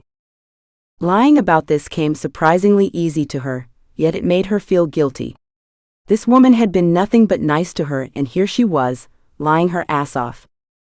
"Oh, that's just lovely, dear. I remember when I met Hank. He looked so dapper in that suit of his. A mutual friend introduced us, and he asked me out immediately. How could I say no? So we went to a drive-in theater, and it was just so lovely, dear. Oh, and I remember our next date." Nathalia loved hearing these stories. The way the woman talked about her youthful years made Nathalia miss her life back home and the friends she'd had. There weren't many, but the few she had were good ones. She wondered what the police had told them, if they told them anything at all. It also seemed like Damon was right. They were mostly invited so Trudy and Hank could talk about their own lives. Nathalia didn't mind at all. The more the woman talked, the less she had to. Suddenly, she felt an arm wrap around her waist, pulling her to a chest. Because of the unexpectedness, she let out a small gasp, causing Damon to chuckle. "The food smells delicious, Trudy. You've outdone yourself," Damon said, disarming the elderly woman with his smile. "Oh, this is nothing, dear. You should have tasted my Thanksgiving cranberry sauce. It was my grandmother's famous recipe. Maybe the two of you could come over again soon? I promise you it's the best darn cranberry sauce you'll ever taste." Nathalia froze. She didn't know what to say. Despite the fact she was actually having fun right now, she didn't know if she could handle another evening like this again soon. And besides, she'd have to discuss it again thoroughly with Damon, who was still standing behind her. Either he noticed her freeze up, or he just cut in before she could say anything, because he answered almost immediately. "Thank you for the invitation, but we can't plan that far ahead because of our work schedules. We were lucky to have this day off, right, love? Yes. Very lucky. We had a day off today. From work, Nathalia confirmed. That's too bad, maybe some other time then. Or maybe I'll just drop some off next time I make it. Yes, I'll do that, she nodded to herself. Take a seat, children, I'm going to serve dinner. In her mind, Nathalia protested, she wasn't a child. And Damon was even less of one. But she knew the woman didn't mean it in a bad way, and Nathalia wasn't one for confrontations anyways. Thanking Hank and Trudy for the dinner, they bid their farewells and made their way back to their home again. As they turned to leave, Damon put his hand on her back again. But when Trudy closed the door, he didn't take it off. Nathalia didn't comment on it, for fear he would. By now night had fallen, and what little sun they'd had was gone entirely. Nathalia, in all her hurry, hadn't brought a coat along. Though winter had ended, the cold winter air persisted. A chill ran through her. Why did these homes have to have such huge front yards, she thought bitterly. Just then Damon removed his hand from her back, making her miss what little warmth it had provided immediately. His timing also couldn't have been worse, as the wind picked up at that very moment, freezing Nathalia even further. But the cold didn't last for long, as she was soon engulfed in a sea of warmth, as Damon draped his jacket over her shoulders, effectively blocking out the iciness of the night. His smell was now all around her, intoxicating her. Yet the high didn't last for long, as she soon realized he was the one without a jacket now. She felt bad about taking his, when she was the one that forgot to bring one. No, you should keep it on, it's too cold, she said as she began to take it off. And besides, I'm the one that forgot to bring their jacket, so it's me who should suffer the consequences for it. No, he started as he pushed the jacket up to her shoulders again. I'm fine with the cold, it doesn't bother me. Well, it doesn't bother me either. The lie would have sounded a lot better if she hadn't stuttered. But she doubted a better lie would convince him of all people, as she was sure he'd see through every lie. After all, he was trained for these things. I literally felt you shiver a moment ago. Just keep the jacket on, we're almost there anyway. Suddenly, every single light in their street went out, covering everything in total darkness. Nathalia stopped to take in the beauty of it all. Up in the sky, the moon was barely visible, granting them little to no light. Total silence reigned. No hums or buzzes from electrical appliances could be heard. It was just them and the ocean of darkness around them. Until she heard a gun click. Chapter 11. Thinking back to that dreadful morning where it all began, she began to panic. The men. The alley. The gun. The blood. It all came back to her. They must have found her, and now they were coming to shut her up. Permanently. She hadn't imagined her life to end this way. She'd always expected to die of old age, surrounded by her loved ones.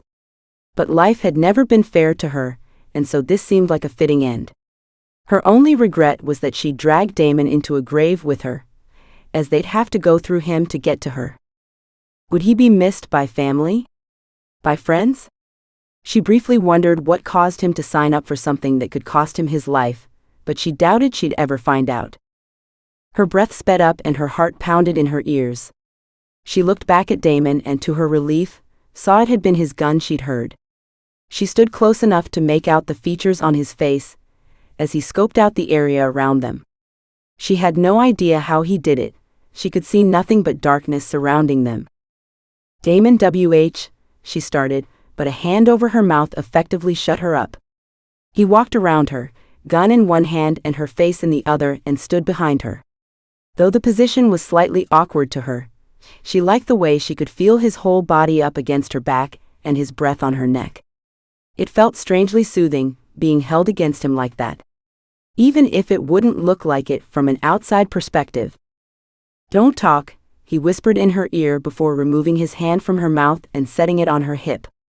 He started to slowly walk towards the house, and being in the position they were in, forced Nathalia to do the same. Once inside, he locked the door and gestured for her to stay put, as he checked every room in the house. He soon returned, having replaced his gun with his phone. Ending the call with who she assumed to be his supervisor, he turned his attention to her. "There's a power outage in the entire area. They don't know when it's going to be fixed," he said. At that, Nathalia released a breath she didn't know she was holding. Though she was relieved, it had shaken her up a little bit. But as she started to relax, she realized she was still wearing his jacket, so she took it off to hang it on the rack. By doing so, she was instantly reminded of not only the cold weather, but also the power outage. The heater was off as well, and the house was rapidly losing its heat. There was also the issue of her not seeing much. Damon had turned on the flash on his phone, but that wasn't enough to illuminate the room enough to do anything.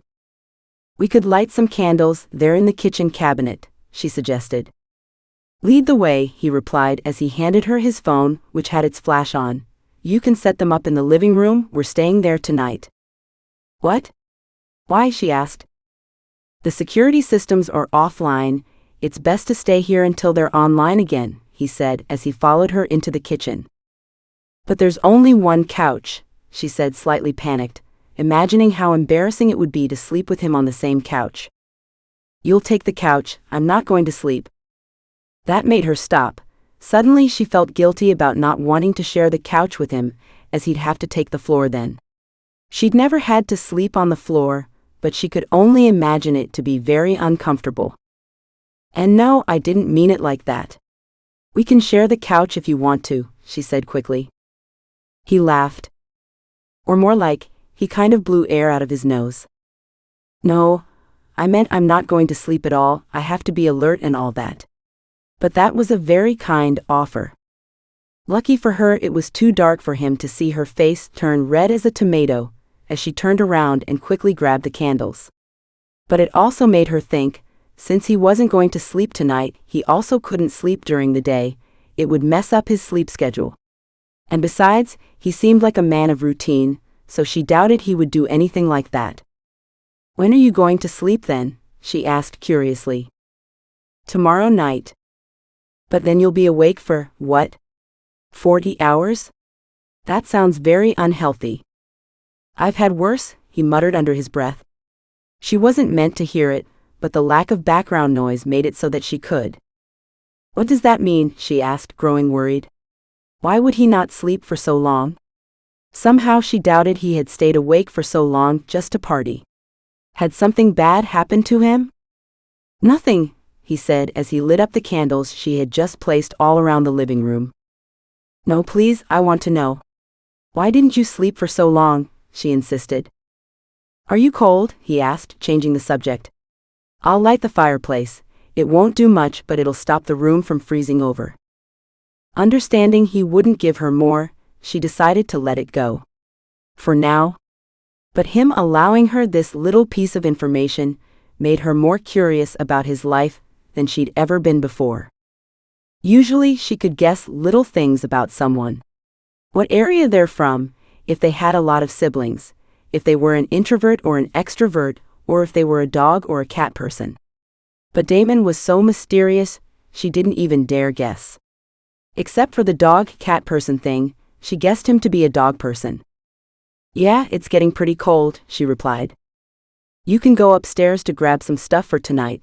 After that you should stay downstairs, so make sure you'll grab everything," he said as he lit up the fireplace, seemingly effortless. The fire lit up the room some more, coating everything in a dim orange light. Maybe he liked camping then? She couldn't really think of another reason for him to be good at stuff like that. Going upstairs, she decided to grab a pillow, a blanket, her pajamas, a toothbrush, and toothpaste. As she put everything together, she heard Damon come upstairs as well. Probably to grab his things. But as she walked past his room, she saw he wasn't getting pajamas. He had taken out a few guns and some ammunition, which he was meticulously counting. Earlier that day, when they were shopping for plants and having dinner, she felt normal. Like some of the most dangerous men in the country weren't after her. She hadn't felt like a normal person in weeks. She'd barely felt like a person at all.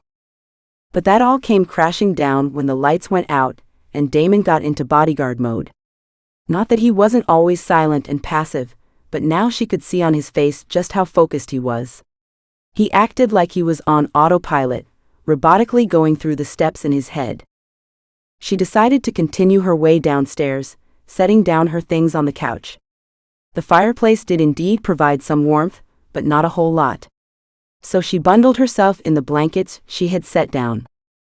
By now it was around 9 o'clock, too early to go to sleep, but too late to do anything productive. Damon made his way downstairs as well, and dragged one of the dining chairs back to the living room. Sitting down, he grabbed his phone again, and started typing furiously. Realizing she was staring again, she averted her eyes to the fireplace. There wasn't much else to do. She didn't have her phone or her laptop. And even if she'd had her laptop, the shitty battery inside wouldn't last long enough without a continuous power supply to even boot up. But she did like the way the flames would dance around, the occasional crackling of wood, and the light it cast on them. Looking up again, she noticed Damon had put his phone away again, and was staring into the fire as well. Suddenly, she felt the urge to say something. Anything. But she couldn't think of anything. To her relief, it was Damon who broke the silence. "Did you prepare for the case yet?" he asked. Maybe he, too, had felt the awkwardness of just sitting in silence. "Yes, I've been writing everything that happened down so I don't forget any details. Sometimes I'll suddenly remember something, and I'll write that down as well," she replied. "That's smart," he said while nodding. She'd been video chatting with Dana, her caseworker who had been preparing her for the trial this past week. They'd been through the protocols, what she could expect, and different ways to keep her cool during the trial. She knew it was going to be tough, looking the men in the eyes who she knew had murdered another man in cold blood. But Dana had said that talking about it would help her process things. Therefore, she'd made an appointment with a therapist. The weeks between filing the police report and her meeting Damon were filled with her talking to therapists. She couldn't really cope with the fact a man was shot in the face right in front of her, and she couldn't sleep at all. The talks did help with that. She no longer experienced insomnia or nightmares. But she did still have trouble coming to terms with it, so she was grateful for the additional therapy sessions Dana had planned for her. "Have you ever had to testify?" she asked him. Maybe it was a stupid question. How often do people have to testify, really? But the way he seemed to approve of her method of preparing for the case made her wonder if he did. Suddenly it seemed his mind was miles away. His eyes held that far-off look of someone who mentally wasn't in the present anymore. But it only lasted a few seconds before he answered. "No," he said firmly, his voice never wavering. "Just got called on some jury duty bullshit once, you know how it goes." His voice and body language didn't give anything away, but something in her mind made her not believe him. It intrigued her. Why would he even lie about something like this? Was he truly that determined to keep her away from his personal life? Or was it something deeper? Fear, perhaps? A painful memory from the past? She didn't know, and didn't press it. If it had been because it was too painful to talk about, she didn't want to bring it up. But she promised herself she was going to find out, one way or another. Chapter 12. If Nathalia had to spend another minute staring into the fireplace, she'd go mad. And it hadn't even been 15 minutes. Sleeping also wasn't an option, as Nathalia knew there was a chance she'd snore. Snoring in front of Damon had to be among the most embarrassing things she could think of right now, so she decided to stay awake as well. Looking around the room for what had to be the 100th time, her eyes landed on a small cabinet beside a bookcase. From what she could remember, the cabinet held a variety of board games, and the hearth would provide just enough light to play a game. She looked back at Damon, who was still sitting in that chair with his arms crossed and deep in thought. And she looked back at the cabinet. What games were in there again?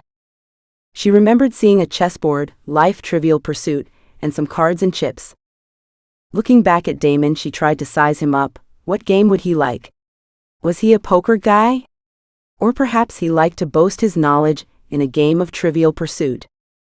She knew the cabinet had to hold more games than she could remember at that moment, but checking would turn his attention to her. She was afraid he'd say no if she approached it the wrong way. I think there also was a game of Clue. And maybe Monopoly. Looking back at Damon, she suddenly found him looking right at her, startling her. "Are you going to ask me something?" he asked monotonically, almost bored even. "Or were you planning on looking back and forth between that cabinet and me the whole night?" She felt totally busted right now. Of course he'd notice her creepy stares. She wasn't exactly what you'd call subtle. "Well, I was just thinking, and you can totally say no. No pressure. You shouldn't do things you don't want to be doing. I don't want you to feel like you have to, because you don't. I know not everyone likes to." "Kat," he cut her off, "you're kind of rambling. Get to the point."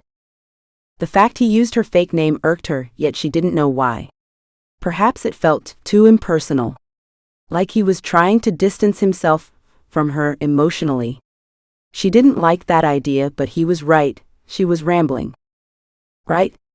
She cleared her throat. "Do you maybe want to play a board game with me? Or a card game?" "Sure," was his simple answer, like he was expecting it.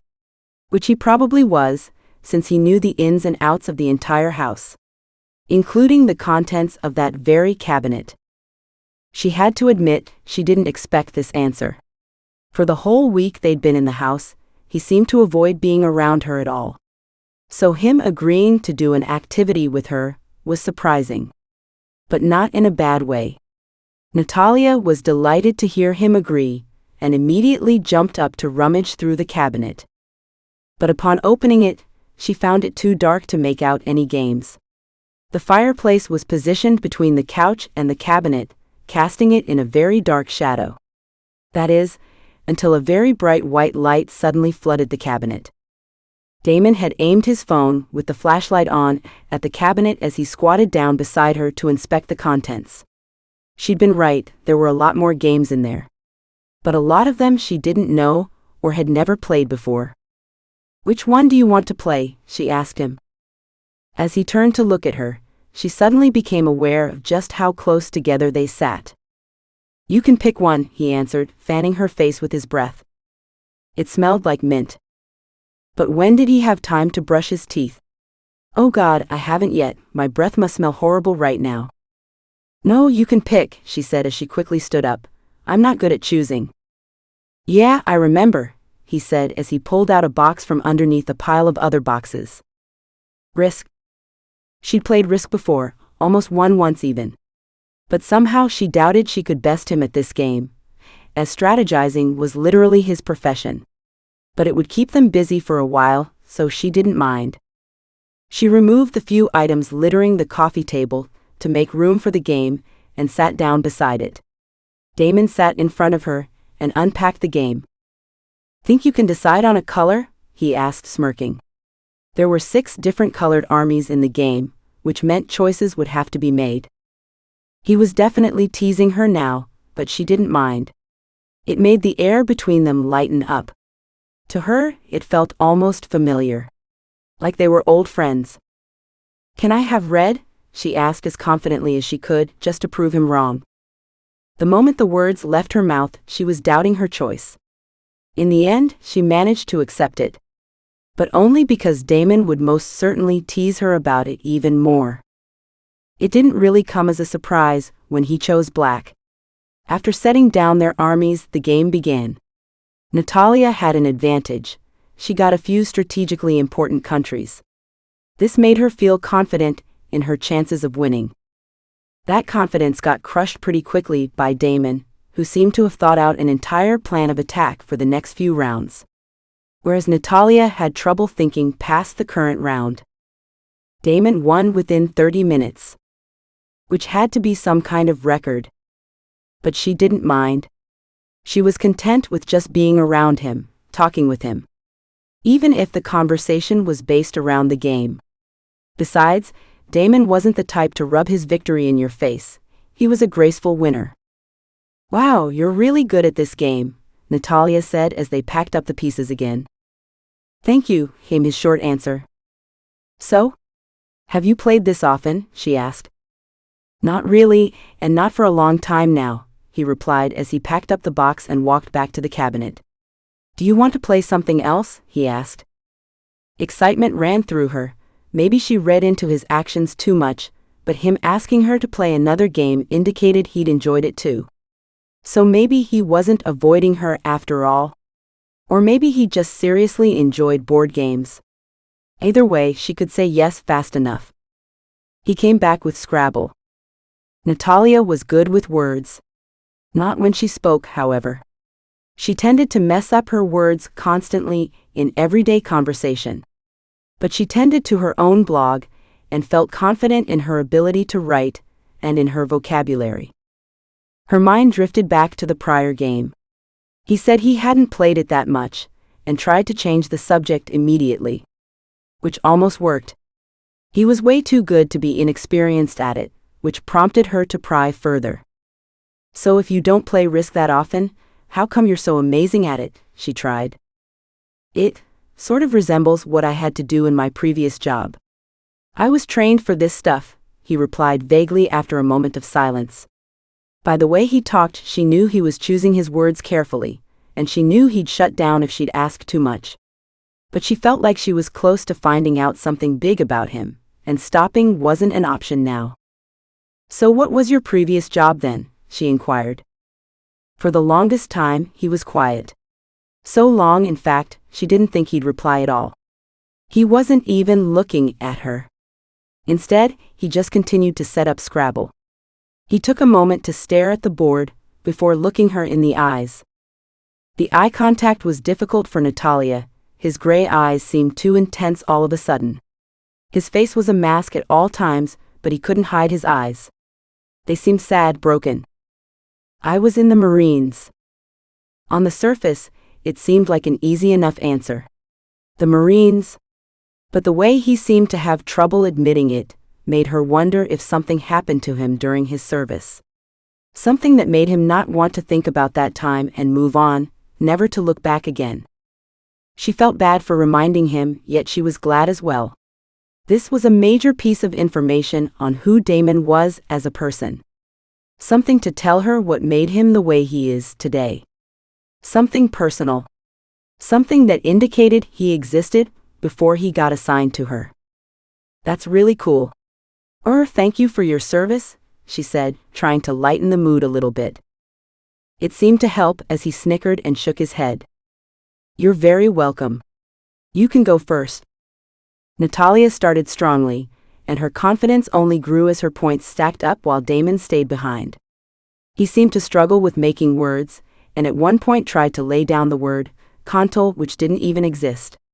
But like she hadn't minded losing at Risk, he didn't seem to mind losing at Scrabble.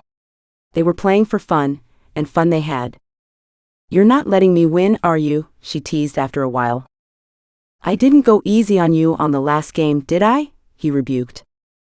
You definitely didn't, she laughed. You're really good at this game. You should be more confident about your skills, he said after a while. Nathalia would lie if she said she didn't get a warm feeling in her stomach at the compliment, but tried to suppress it. He meant it in a friendly way, no need to get hormonal.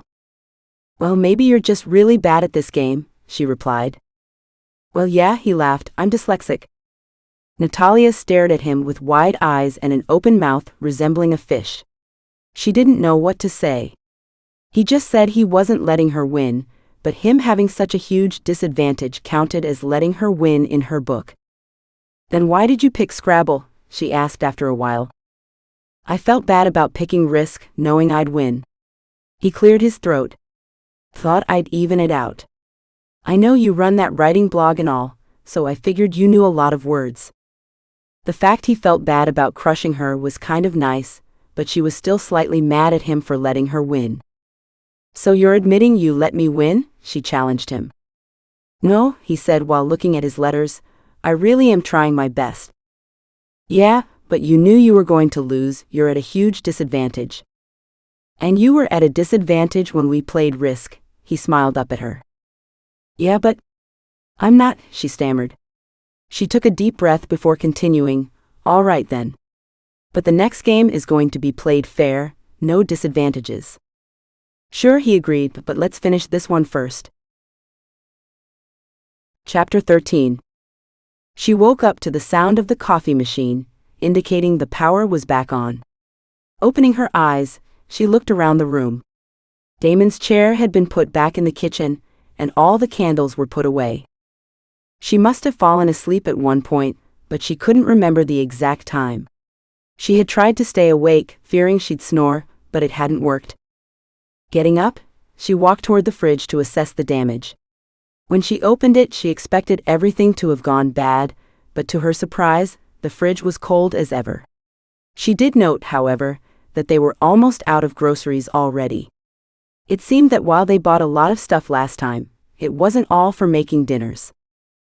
Walking to her room to get dressed, she thought about the evening before, and couldn't stop a smile from forming on her face. It had been fun. A lot of fun. She hadn't had fun in weeks, maybe months. Even before the incident, her life had been a drag.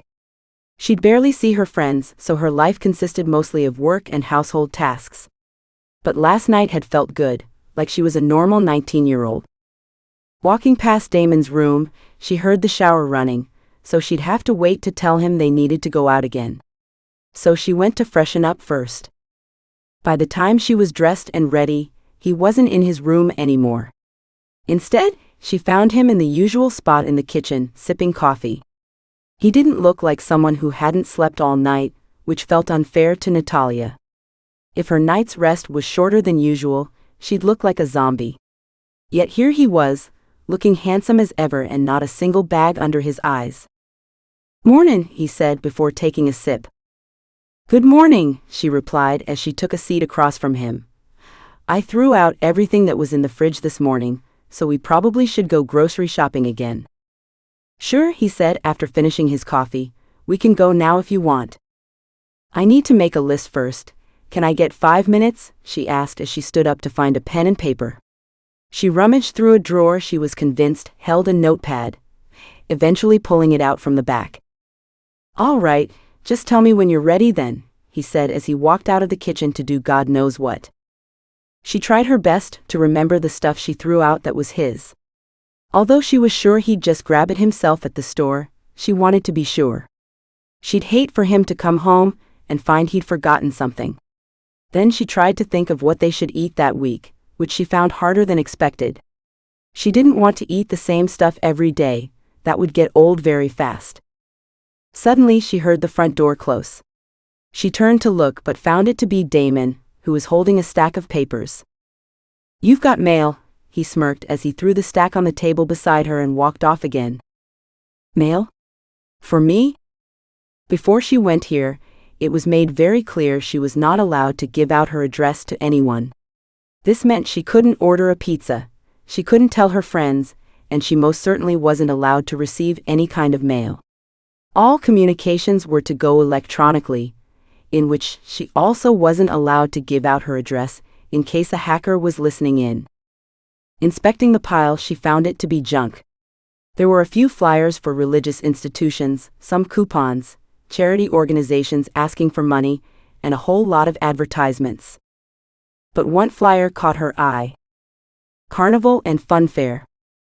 March 10, 11 and 12. Kitsa Park. Food, drinks, games, entertainment. Entry $2.50. She hadn't been to a traveling carnival since she was very little, but she remembered the lights and the smells.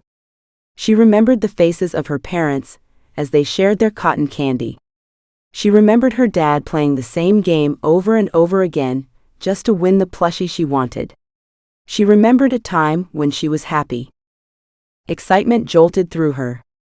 Maybe she could convince Damon to go with her. Finishing her list as fast as she could, she almost ran up the stairs but stopped at the last minute seeing him come down. "Don't tell me you're in a hurry to go to the store now," he said. "No, look," she exclaimed as she shoved the flyer into his hands. But he did not seem to share her excitement. He just stared at the flyer for a while before looking up. "We can't go." To say she was disappointed was an understatement. Surely they could have fun for one night? There was no way the Mafia would find her in this sleepy little town. Why not? Can't you ask for permission? She tried. It's not safe to go to busy places like this, you know that. Yeah, but we can go at night. No one will pay attention to us. I could wear a hat and sunglasses. At this point, she was just desperate to go.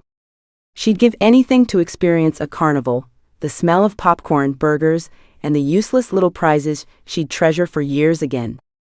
Going at night while wearing sunglasses will make you infinitely more suspicious, don't you think? He reasoned.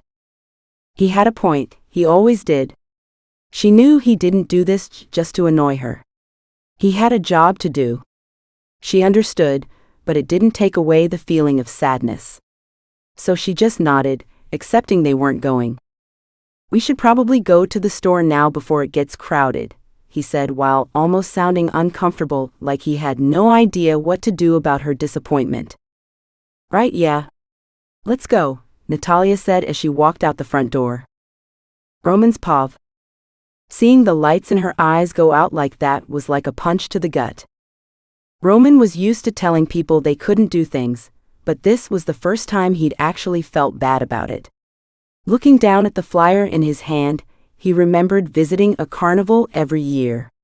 But he never enjoyed them. The music was too loud, and the waiting in line everywhere drove him crazy. His parents and brothers dragged him along until he was a teen.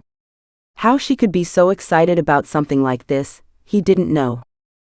Pocketing the flyer, he walked off after her. The ride to the store was silent, but it was a different silence from previous rides. He wanted to say something, to apologize. But he knew that'd be stupid, there was nothing to apologize for. He didn't make the rules. So he hoped she would get over it soon. Parking at the Target in a neighboring town, Nathalia turned to him with a confused look on her face. It's better if we don't go to the same place too often, he quickly explained.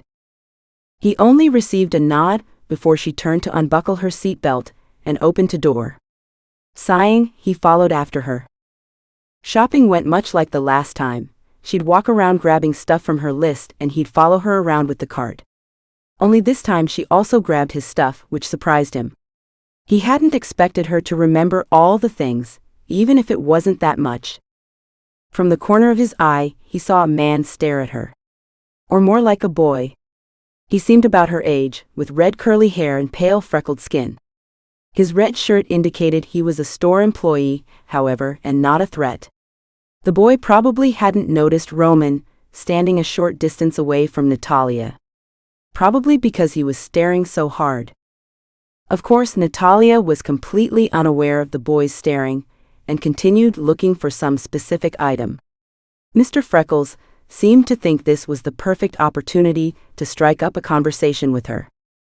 Roman almost stepped forward to stop him, but remembered he wasn't a threat. But he did keep a close eye on them, just in case. Hi, can I be of any assistance? The freckled boy asked her in a slightly trembling voice. Huh? She said out of surprise as she turned around. Yeah, actually, can you point me in the direction of the tomatoes? She politely asked him. Yes, I'd love to. Follow me, the boy said as they walked around the stalls. By now his face was as red as the tomatoes they were looking for. The whole interaction amused Roman to no end. Nathalia was oblivious to the boy's infatuation, and the way he was embarrassing himself. And the boy should have understood by now, she wasn't as interested in him as he was in her. Instead of saving either of them, he just leaned back on the cart and enjoyed the show. So we've got organic tomatoes, but we've got the regular ones as well. Those are discounted right now, he said, pointing at the different kinds of tomatoes. I'll get the organic ones, thanks for your help, she said, smiling. She reached for a bag, but the boy was faster, quickly diving down to grab a bag before she could. Please allow me, he said as he smiled back, making Roman roll his eyes. He had to admit, the boy was getting on his nerves now. But only because he was delaying her, and he wanted to leave the store as fast as possible. All right, she said as she looked back at Roman, who gave her no reaction whatsoever. I only need 3. Nodding, the boy carefully grabbed a few, and placed them into the bag, but didn't hand them over just yet. "So? You're making tomato soup?" Mr. Freckles asked. Now, Roman was no cooking expert, but he was pretty sure you'd need more than 3 tomatoes to make tomato soup. No, it's for a salad actually." Freckle Boy was still holding the tomatoes and made no move to hand them over. Nathalia noticed this as well, but was too polite to say anything about it. But Roman saw her get more uncomfortable by the minute, prompting him to step in. "Yeah, salads are cool too. Big fan of Caesar salads, I always." "Excuse me, sir, I'll help you in a minute," he said as he saw Roman approach. "So where was I?" "Right, salad, so." "Nobody cares about your salad preferences. Just give her the tomatoes so we can go," Roman commanded in his most intimidating voice. This caused the boy to grow incredibly pale, before quickly handing over the bag. "I'm sorry, I didn't know you two," Freckle Boy started before being cut off by Roman again. "Go away," Roman asked. Or said. How the boy had been this oblivious to any social cues was beyond Roman, but his blunt commands did give him the desired result, as the boy quickly scurried off, muttering some apologies. Nathalia stared after the boy for a second longer before turning to Roman. "That was a bit crude," she said. Roman just shrugged. "Would you rather listen to his salad story for another 15 minutes then?" "No," she said as a small smile broke through. "Thanks." He nodded in acknowledgement. "Let's go." Chapter 14. The days were coasting by quite comfortably lately. The tension between Nathalia and Damon was slowly ebbing away as they got more and more familiar with each other. Nathalia had accepted that she wasn't the cause of his cold and brooding personality, something she struggled with when they had just started living together. She'd been worried she was annoying to him, but she didn't know in what way. By not knowing how she was annoying him, she couldn't fix it, which in turn made her feel bad. His neutral face just happened to be a scowl. A scowl he managed to wear very well. Sometimes she'd catch herself staring at him. She wasn't used to spending time with men as handsome as he was. She felt like he missed a career opportunity as a model, since his face seemed to come straight out of a magazine. His straight nose accentuated his well-defined jawline. A jawline that started to show a 5 o'clock shadow. It never got longer than that, suggesting it was a choice made by him and not a lack of grooming. Nathalia liked the look.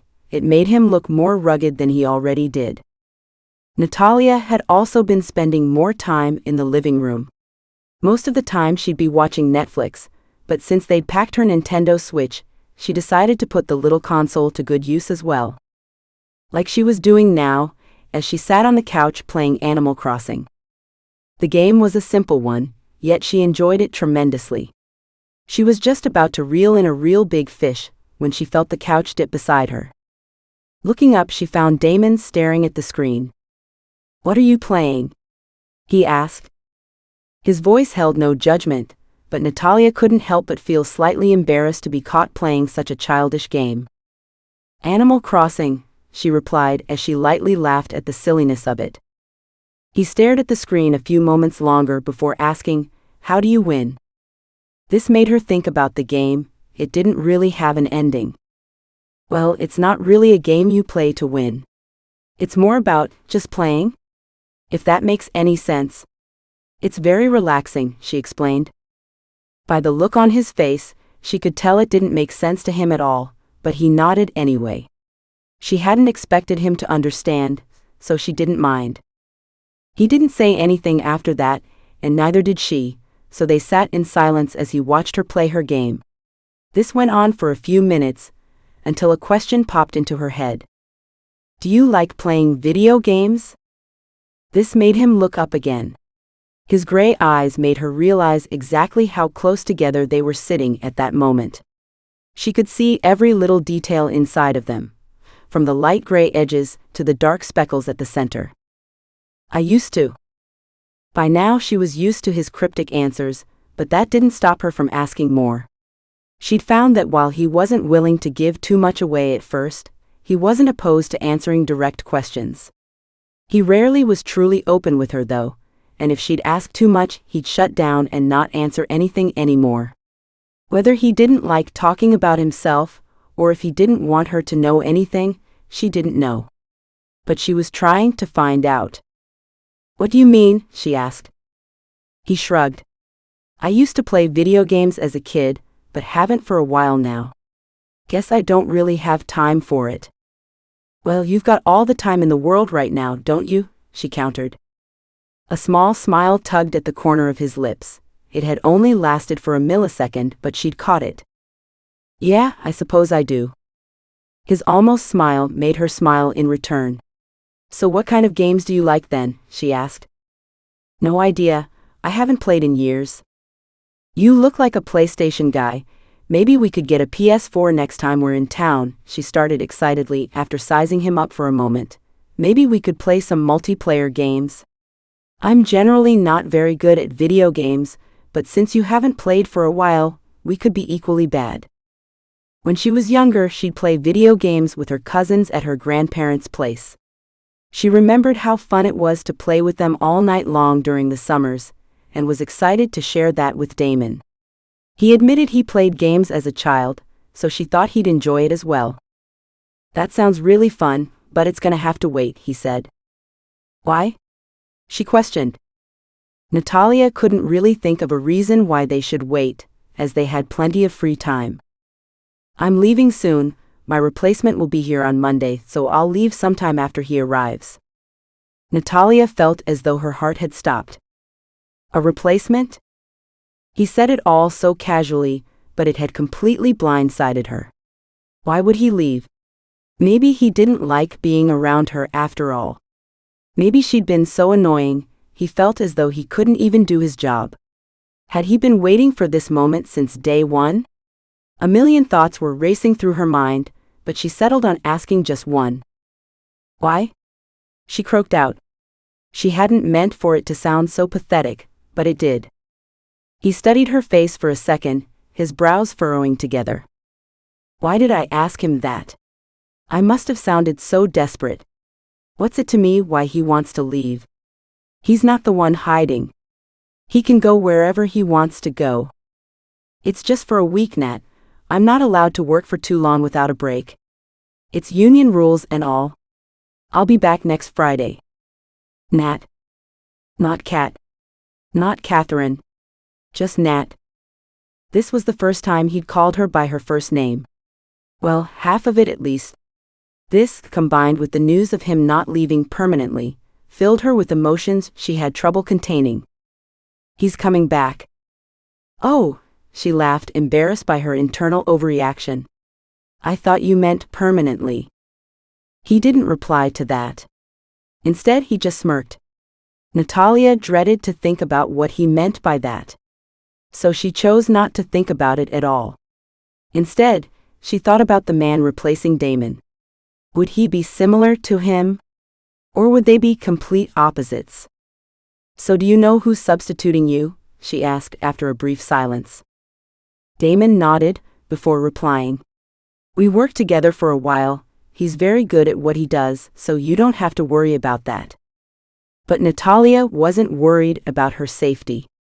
What if she couldn't get along with this person? What if he was a creep? She didn't want Damon to go, but understood that he had to. It would only be for a week. "Can you tell me more about him?" she pressed. He looked towards the ceiling and scratched his neck. "His name is Raymond. He's 36 years old, about 6 feet 4 inches.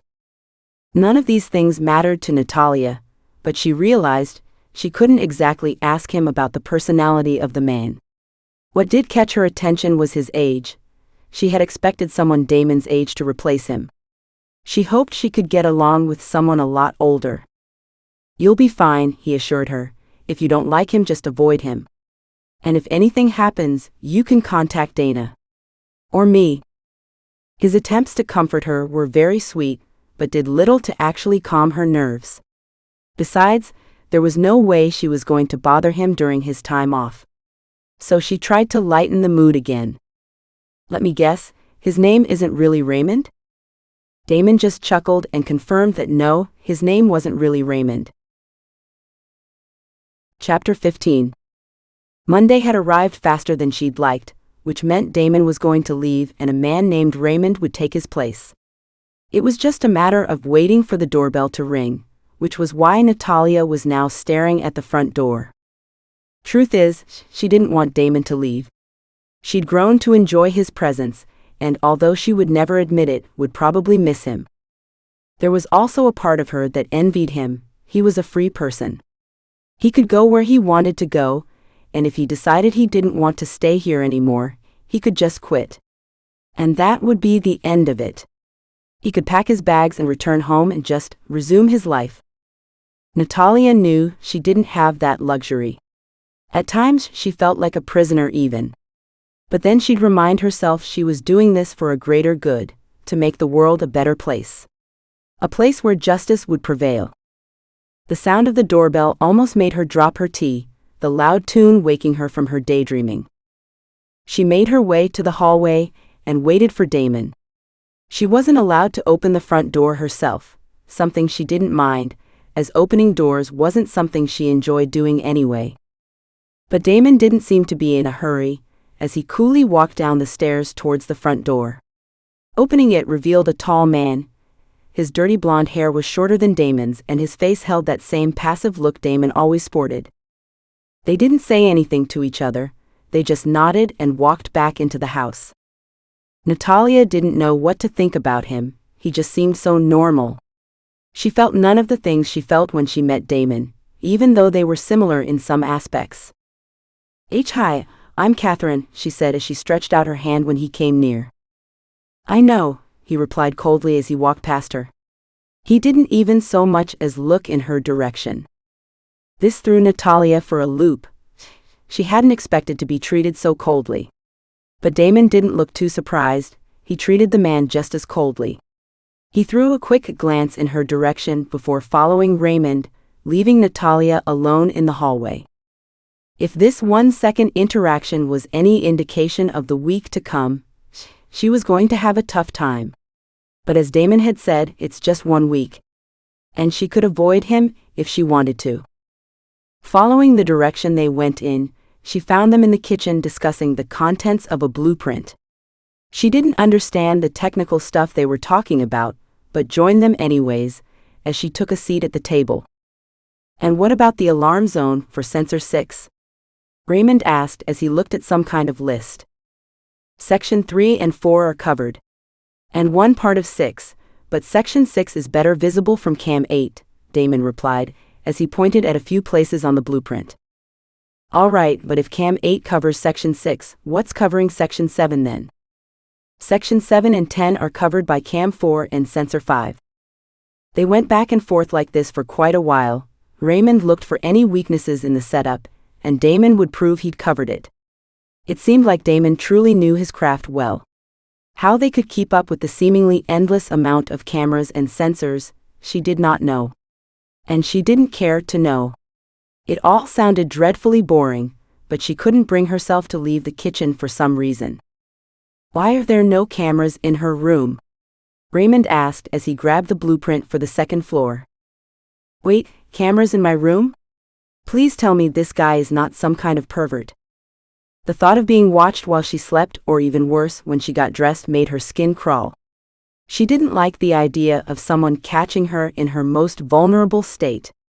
Especially if she didn't know she was being watched. There are cameras in the hallway and sensors outside her window. There's no need for anything in her room. Damon retorted. Hearing him say that calmed her down again. There weren't any cameras in her room, but she couldn't believe she'd never asked about it. She knew the cameras were there, as she'd seen Damon install them when they'd first arrived, but they were very well hidden. So well, in fact, she didn't know where most of them were. Because of this, she doubted she'd notice a hidden cam in her own bedroom. Now you've just created a dead zone. There needs to be a camera in every single room, Raymond emphasized, making Nathalia nervous with his persistence. She didn't want Damon to cave in and agree with him. Listen, if this really is an issue for you, I can place a sensor near her door. Damon bargained. By the way his spine seemed to grow more rigid, she knew he was growing agitated. She appreciated his stance on the topic. He could have just given in and let Raymond install a camera so he could leave sooner, but he didn't. He stood firm and seemed like he wasn't about to budge. Did this mean he cared about her? Or was it just a matter of ethics? She hoped it was the first, that he chose to defend her and not his own beliefs. That he was doing this for her. No, I'll just install it myself. A cam in that room is essential since she's the target. Raymond countered. Besides, it's not like everyone back at the office can watch. It's CCTV, so they can only be watched from the monitors upstairs. And although he was probably looking at the situation in a very professional and strategic way, Nathalia was seriously starting to dislike the man. It's like he never even considered her feelings on the subject. Or just didn't care about them. You won't install shit, Raymond, Damon almost snarled. You're not authorized to do so, and you'd do well to remember your position. Watching the two men interact made something suddenly very clear to Nathalia. Damon was in charge. When Damon had told her someone would come in to replace him for a bit, she'd expected someone who held the same rank as him. Especially considering Raymond was much older than him. But what Damon had said made her believe it was Raymond who needed permission from Damon to do anything. Yet Raymond seemed to challenge that position, like he had trouble coming to terms with getting orders from a younger man. Which in return agitated Damon. All right, Raymond started with a dark look in his eyes. If that's how you want to play it, I'll contact Garrett about this, and then he can decide whether or not every room needs a cam. She knew from her conversations with Damon that Garrett was his supervisor, which meant Garrett outranked Damon on this. Which meant there was a chance she'd get a cam in her room after all. But Damon quickly dispelled that thought. I'm sure Garrett would just love the idea of you installing a cam in the room of a girl the same age as his daughters. Damon retorted while crossing his arms. For a while all the two men did was stare at each other. Neither willing to look away. By now the tension in the room was so thick you could choke on it, prompting Nathalia to speak up. I don't think I'd feel comfortable with a camera in my bedroom, she offered up. She wanted to speak up sooner, but every time Damon came with a reason not to install a camera, she stopped herself. She didn't want to join the argument, but with this silence reigning, this seemed like the perfect time to do so. It doesn't matter what you think, stay out of this, Raymond hissed. The words hit her like a slap in the face. It wasn't so much the rudeness of them, it was the fact she hadn't expected them. Fighting back the water forming in her eyes, she thought back to her interactions with Damon. Although Damon wasn't exactly a warm person, he'd never been outright mean to her. Yet here was Raymond, already being rude despite the fact they'd just met each other. That's enough, there won't be any additional cameras installed, and that's final. Despite the fact Damon's voice sounded deceivingly calm, the tensed-up muscles in his jaw suggested otherwise. Raymond seemed to understand that this was an order, and that it wasn't up for debate any longer. So he turned his attention back to the blueprint, and changed the subject back to the previous one. After working out the final details, Raymond took off to take a tour of the house itself, leaving Damon and Nathalia alone. You think you'll be okay this week? He tentatively asked from across the table. Nathalia forced a small smile. Yeah, sure, why wouldn't I? It's just, I don't know. He scratched his neck. I don't want you to feel uncomfortable the whole week. Maybe I can ask Garrett if someone else is available, and I'll just leave a few days later. The idea of him staying longer and having someone else than Raymond replace him was very appealing, but she knew she couldn't bring herself to be a bother to other people. Agreeing would mean Damon would have to unpack everything again, and his supervisor would have to find someone else to fill his spot. This person would then have to take a flight to their location, and Damon would have to go through the blueprints all over again. Besides, Raymond was already here. And maybe he wasn't even that bad once you'd get to know him? Surely she'd survive 1 week with him. No, really, it's fine. Don't worry about me, she assured him. Just enjoy your vacation, all right? He didn't look convinced, but nodded anyway. Saying goodbye was quite awkward. Nathalia wasn't sure what kind of relationship they had. Should she go for a friendly hug? Or a professional handshake? Both felt wrong as he didn't look like the kind of person who appreciated a hug, but a handshake felt too formal. Damon didn't seem to have this issue. He just nodded and said a quick, "Take care," before walking out the door, leaving her alone with Raymond for the week. Chapter 16. "Catherine," a voice boomed from downstairs. After Damon left, Nathalia had decided to stay in her room for the time being. It wasn't that she was avoiding Raymond, she just decided to procrastinate getting to know him for a little bit. And despite Raymond being there, the house felt oddly empty without Damon. "Yeah," she yelled back down, pausing her TV show. "Come here." Raymond's voice boomed again. The fact he didn't even ask her, or that he didn't come upstairs himself, irked her. Pushing the irritation down, she reminded herself she didn't know the man and that she should be patient. So she went downstairs as he told her to. Before she could ask him what he needed her to come down for, he'd already chucked a file at her. Her sharp reflexes weren't something she was known for, and the file bounced off her arm and fell down, causing her to glare at him. "Geez, thanks for the warning," she said sarcastically. But Raymond seemed unbothered and rolled his eyes. "Just read it," was all he said as he walked off. Picking up the file from the floor, she scanned the contents. Lucky for her, it was just a few pages detailing Raymond's cover story, and not some long document. He was supposed to be her Uncle Raymond, from her mom's side in California. He was staying with her this week, as he had a job interview at a company nearby. Damon had supposedly gone on a business trip that week, and would return at the end of it. It was all simple enough, and she didn't think any of it would pose a problem. Putting the files down again, she looked around for something to do. Since she was already in the kitchen, and dinner time was fast approaching, she decided to start cooking. Opening the fridge, she scanned the contents before grabbing the ingredients for spaghetti and closing the door again. Putting everything on the counter, she started chopping up the ingredients in peace. Until Raymond walked into the kitchen and stood next to her, too close for her liking. "What's for dinner?" he asked as he looked at the ingredients in front of them. One of those ingredients was a box that said spaghetti on the front, telling her his deduction skills were not as on point as Damon's were. "I'm making spaghetti with meatballs, I hope that's okay." He seemed to mull it over for a bit, not realizing it was a rhetorical question, and she was going to make it regardless of his answer. "It'll have to do for now, but I prefer a steak with mashed potatoes," he said, as he turned around and took a seat at the table, not even bothering to help her with setting it. Ignoring him, she continued her cooking. Unfortunately for her though, Raymond wasn't the silent type. He continued to talk about how steak was the only true American dinner, and everything else was inferior.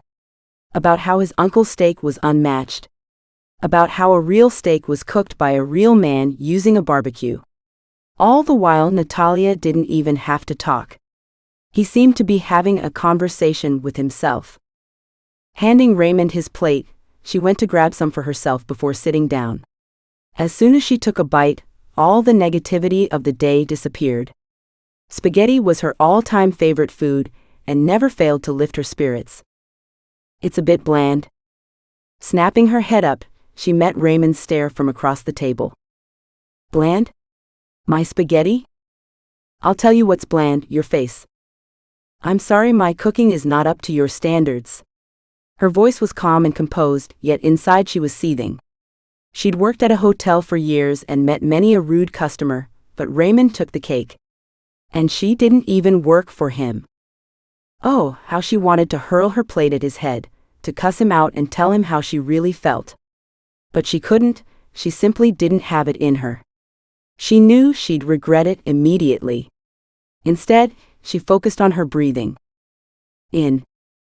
And out. In. And out. Damon had never complained about a single aspect of her cooking. He ate everything she'd put in front of him, and he'd always thanked her for it. He even helped her with setting up the table and putting away the dishes, something she was sure Raymond wouldn't do either. She briefly wondered if Raymond lived with his mom still. He had that never had to do household chores vibe about him. "It's fine. I shouldn't have expected you to cook well anyways," he replied as he took another big bite. He seemed to be completely oblivious of the anger his words sparked inside her. "Can I have some water?" For a second, she was confused. Did he ask her for permission to get water? But then it dawned on her. He wanted her to get him water. There was no way she was going to get up to pour him a glass of water, so she decided to play dumb. "Yes, of course," she replied in the sweetest voice she could muster without getting up. Instead, she continued to eat as though nothing was wrong, as Raymond just stared at her. In the end, he just huffed like a spoiled child and got up to get it himself. To Nathalia, this felt like a small victory, even if the whole situation was a bit ridiculous. If this dinner was any indication of the week to come, she was in for quite a long week. Turns out it was. Raymond's behavior hadn't improved in the least, and he seemed determined to treat her as some kind of maid.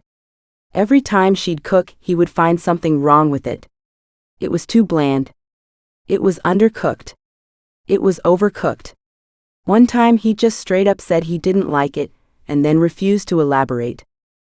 Besides his horrible table manners, she also found out he was a total slob. He just didn't clean up after himself.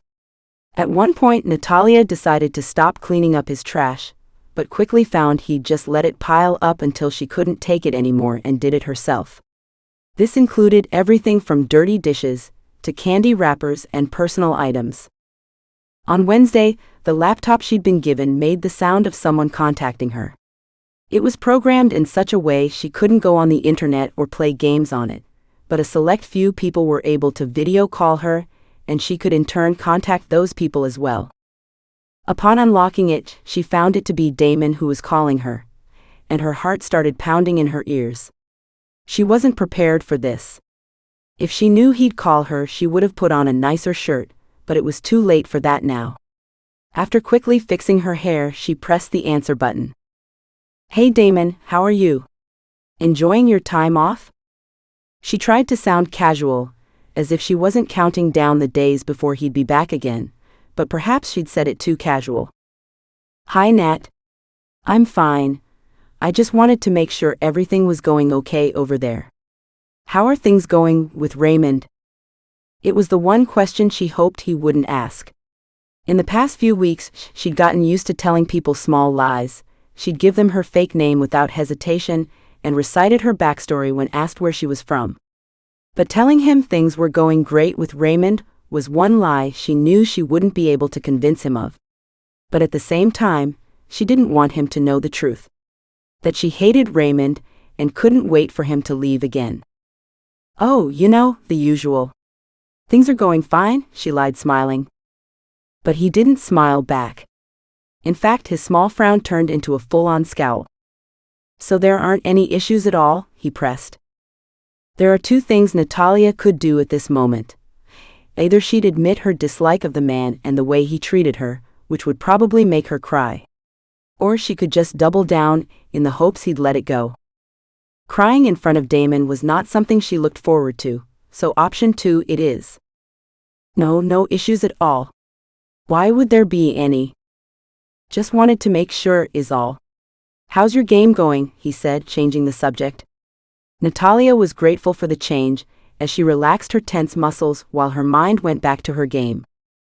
She explained to him how she'd caught a rare fish, and how one night shooting stars appeared. Why he was interested in this, she didn't know. But he listened to every word she said, and would sometimes ask questions about this and that. She tried to ask him about his vacation, but he'd quickly shut that down. It seemed that despite the two of them having come a long way, he still wasn't willing to talk about his personal life. She chose not to press it, and went back to talking about her game. Suddenly, a knocking and some murmurs came from somewhere off-screen, as he turned to look and nodded. Nathalia couldn't make out what was said, but the murmurs soon stopped with the sound of a door closing. "All right, listen, I gotta go. But if there are any issues at all, just call, okay?" She nodded quickly, and then the screen went black. Yet she kept staring at it. Did he really just call to ask her if she was all right? She tried not to look into it too much. It could have just been part of his duties to check up on her. Yet she couldn't convince herself. He could have just called Raymond after all. Deep down she knew he called because he cared, and it scared her. Caring about her could get him in serious trouble, in more ways than one. Chapter 17. Nathalia sat in front of her bedroom window, which faced the backyard. The sun was fiercely shining over the tree line beyond the fence, casting an ethereal glow. It looked positively enchanting, yet she couldn't bring herself to go outside to enjoy the rays herself. She thought back on her conversation with Damon the day before, and how she'd have to wait another day for him to come back and make things normal again. Turning, she looked at the clock on the wall. Only 7 minutes had passed since the last time she checked. She really should stop checking so often, but she couldn't help it.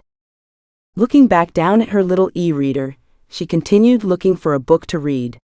There were tons of books available, but she didn't feel like starting a new one. At the same time, she didn't feel like finishing the series she'd been reading previously.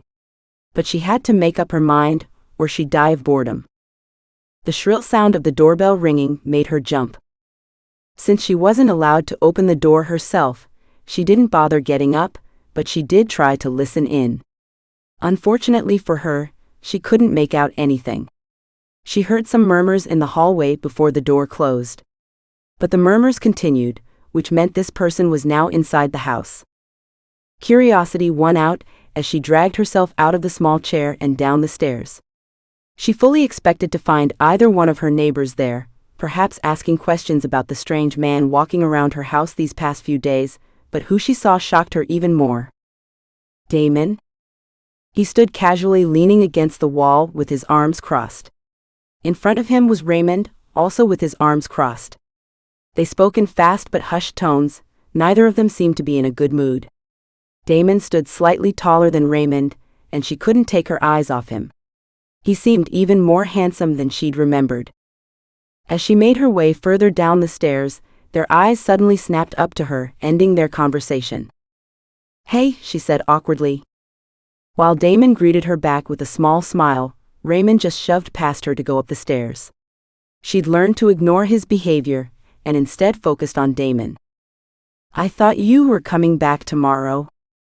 It wasn't that she minded him coming back earlier, on the contrary, she felt relieved. But it was unexpected, and she wondered if her conversation yesterday had anything to do with his early return. "My flight was cancelled, so I took an earlier one," he shrugged. Despite the fact his already very short vacation was made even shorter, it didn't seem to bother him at all. Suddenly a big thud was heard from upstairs, followed by some swearing. The corner of Damon's mouth lifted ever so slightly before he said, "I'd better go check he didn't break anything." A short giggle came out of Nathalia's mouth before she quickly covered it with her hands. Embarrassed, she nodded and turned away. She knew her face had become red as a beet, but she refused to acknowledge it. Walking into the kitchen, she decided to make him some coffee. Lucky for her, he always drank his coffee black, so she didn't have to worry about finding out the right amount of sugar. She had no idea how he could drink the bitter and dark liquid without anything to sweeten it. She heard some muffled sounds from upstairs, some shuffling, and 2 sets of heavy footsteps coming down the stairs. She heard them talk before the front door opened and closed again. Raymond had apparently left, and hadn't even bothered to say goodbye. She shouldn't have expected him to, as he hadn't said hi either. It even relieved her, since she wouldn't have to exchange pleasantries with a man who wasn't pleasant at all. As Damon entered the kitchen as well, he looked at the cup in her hands. "When did you start drinking coffee?" She realized she'd been so focused on trying to hear what they were saying, she now stood in the middle of the kitchen with the cup of coffee in her hand. There was no way he hadn't noticed she was trying to listen in. "I know it's yours. I made it for you." "I don't drink coffee," she stuttered. As he grabbed the cup she was holding out to him, their fingers brushed lightly. It had only been a second, maybe less. but she could still feel where his fingers touched hers as electricity tickled her hand. How could a little touch do so much to her? "Thanks," he said. "I've got something for you as well." As he reached into his back pocket, her mind went to a million places. Had he brought her a souvenir? Or was it some court document? Maybe he'd just grabbed the mail again. She didn't know what to expect until he held out 2 pink slips. She still couldn't really tell what they were until she took them and read what they said. Carnival Kitsap. Admit 1. March 11, 12:13. 003851. Adult ticket. She couldn't believe her eyes. She was holding 2 admission slips for the local traveling carnival next week. Excitement ran through her, touching every fiber of her being. Without realizing it, she wrapped her arms around his body in a hug. It took her a second to realize what she'd done, and she was just about to pull back when she felt one of his arms on her back, returning the gesture. Suddenly, she became very aware of everything she was experiencing. His warm body against hers, his delicious smell, and his hard muscles. It felt as though the room got a whole lot warmer, but she knew it was just her. Being in his arms made her feel safer than she'd ever felt before. She felt sparks where his body touched hers, and they traveled all the way down to a very private area. Not wanting to make things weird between them, she pulled back again. And although she didn't regret it in the least, the moments after felt a little awkward. "So, how did you get this approved?" She tried to sound as if the embrace hadn't affected her, but her voice was unsteady, and she stumbled over her words. Damon seemed to be wholly unaffected, with his face in the same neutral expression it always was, and his voice calm and steady. "I've discussed it with Garrett. He said there weren't any indications you'd be in danger, so he gave it the green light. I picked up the tickets on my way here." "This is," she struggled to find the right words, "great, thank you so much." "You have no idea how badly I wanted to go," she said, still smiling broadly. She didn't want to act like an excited schoolgirl, but she also couldn't be bothered hiding her true excitement. A small smile appeared on his face as she said this. "Glad you like it." Roman Pav. She had no idea the troubles he'd gone through just to get permission. Going to this carnival was a really bad idea, he knew this, and his supervisor knew this as well. When he'd asked Garrett about it, he got a solid no for an answer. But he could see on her face how disappointed she was when he'd told her no, and it made him more determined to find a way. And he did. He just needed to bother Garrett to the point he'd contacted the head of the investigation to find out if it was safe enough.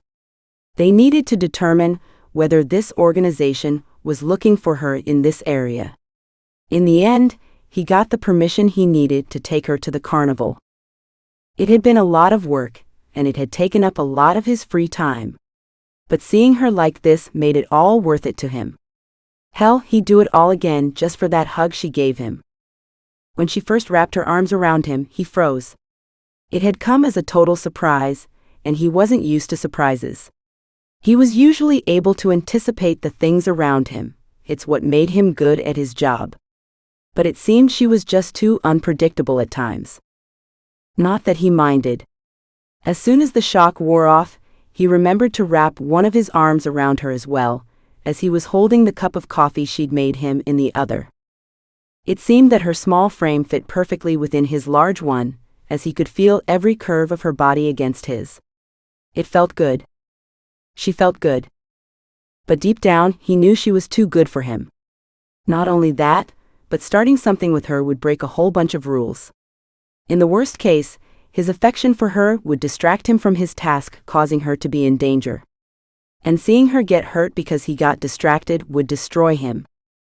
So he forced everything down, something he'd learned to do a long time ago. Feeling things for her would do neither of them any good, so he might as well not feel at all. Chapter 18.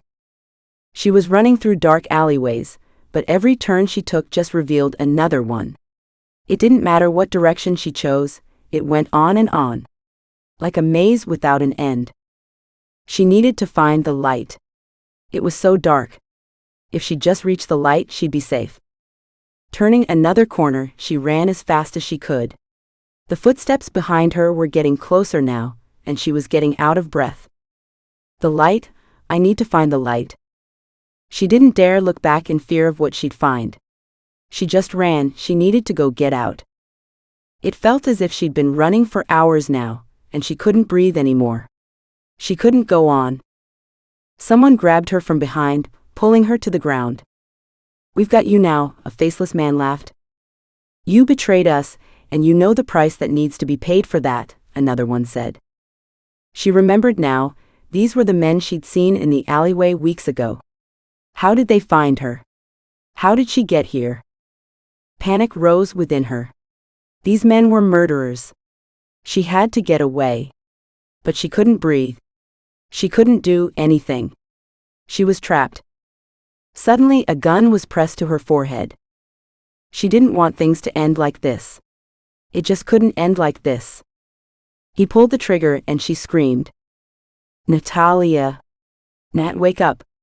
It's not real, you gotta wake up." She was confused. What was happening? Everything was blurry. She reached up to touch her face. It was wet.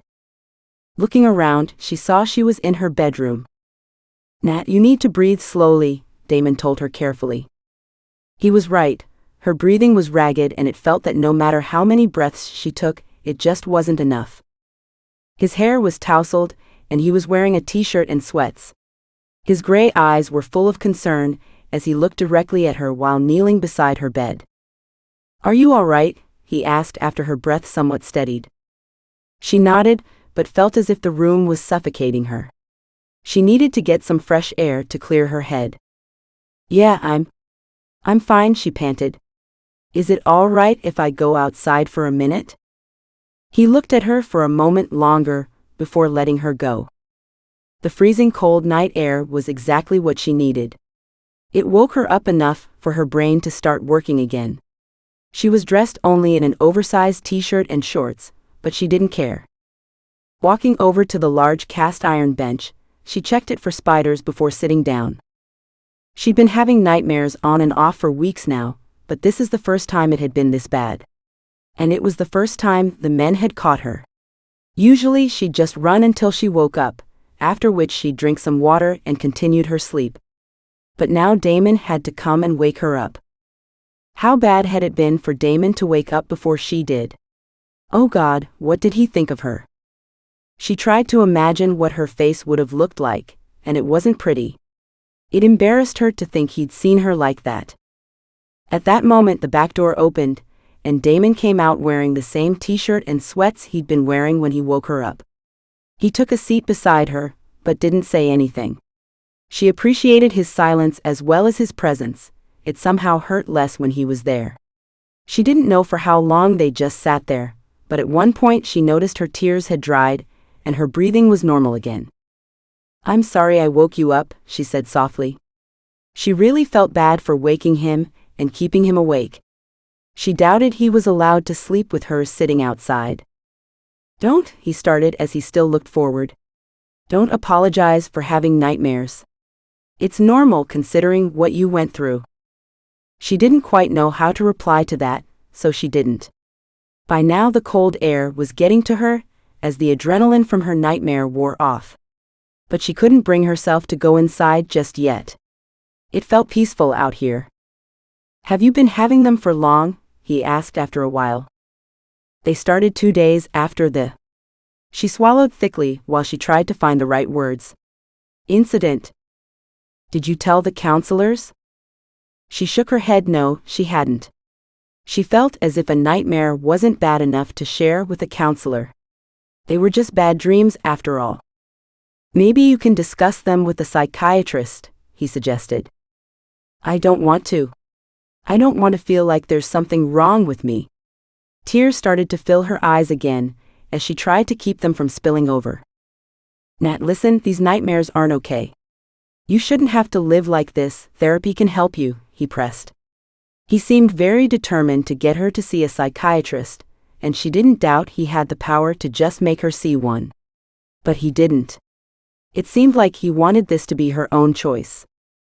I'd have to talk about everything again, and I'll have to relive it. It's really hard to talk about, you know? I do.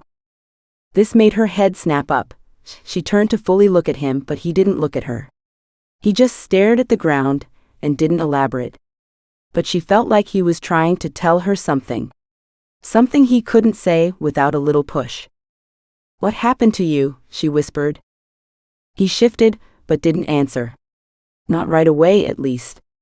She almost asked if he was okay, when he finally answered. "I lost my best friend a few years ago."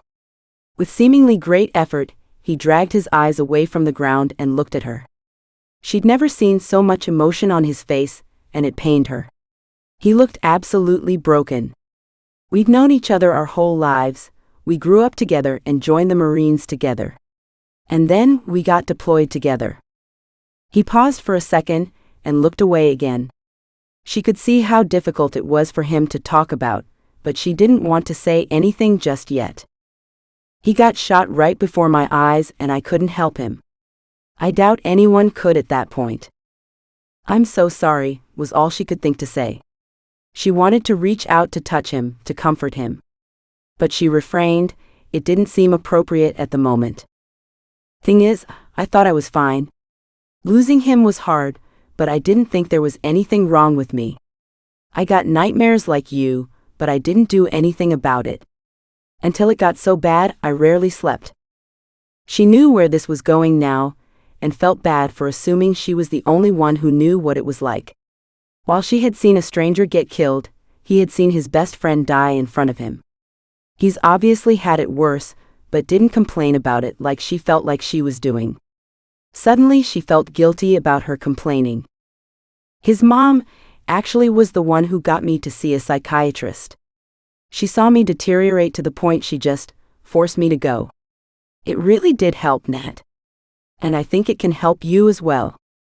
She couldn't believe how open he was being with her. He just told her about his darkest and most painful memories. Even if it had been years, she doubted it was easy to talk about. It felt personal, intimate even, to know about his past like this. She now knew more about him than she'd ever known before, yet she still didn't know his name. But that didn't matter now. He was right, she should see a psychiatrist. He'd gone through whatever she was going through right now, and knew how to handle it. "All right, I'll go see one." "Good," he nodded. "Now let's go back inside." Chapter 19. The carnival was everything she imagined it to be. From the lights and the smells, to the sounds and vibrations the attractions created. It was heaven on earth. They were going on a busy Saturday night. The crowd was supposed to conceal them as long as they acted inconspicuously. She'd been nervous about going somewhere busy. For months, she'd only been outside in the early morning hours when the streets were deserted and the stores empty. But this was a whole different ballpark. At first, she felt kind of overwhelmed. The sounds were too loud and the lights too bright. But that only lasted a minute before excitement took over. She didn't know where to look, there was so much to see everywhere. She tried to burn everything into her brain, so she wouldn't ever forget these moments. From an outsider's perspective, Damon looked normal. His shoulders were relaxed, and his hands were in his pockets. But Nathalia knew him too well by now. There was a muscle in his jaw that sometimes tensed when he looked at certain people, and she knew he had at least one gun on him. It was concealed well enough, and they were in a state where it was legal to do so. So even if people saw it, they wouldn't think anything about it. "Thanks again for taking me," she said as she watched a carny hand out flyers of some kind. "You've got to stop thanking me, it's fine," he answered for what felt like the 20th time. "I'm just really grateful. We've got to, wait, is that a fortune teller?" She pointed to a tent. It was almost hidden away between a baseball toss game and a balloon pop. He followed her line of sight and nodded. "Seems like it. Can we go?" He looked at her like she was mad but still nodded. Truth be told, she didn't believe in fortune tellers. She'd never visited one either. But it intrigued her nonetheless. Come see. The great Madame Mavana knows your fortune. Tell me, kids, are you ready to know your future? The man in front of the tent hollered loudly as he saw them approach. What was it with people calling them kids? But she still nodded eagerly as Damon bought their tickets. She doubted he wanted to know anything, but he couldn't let her go inside alone. The man pulled back the purple curtain at the entrance and ushered them inside. It smelled like incense and was kind of misty.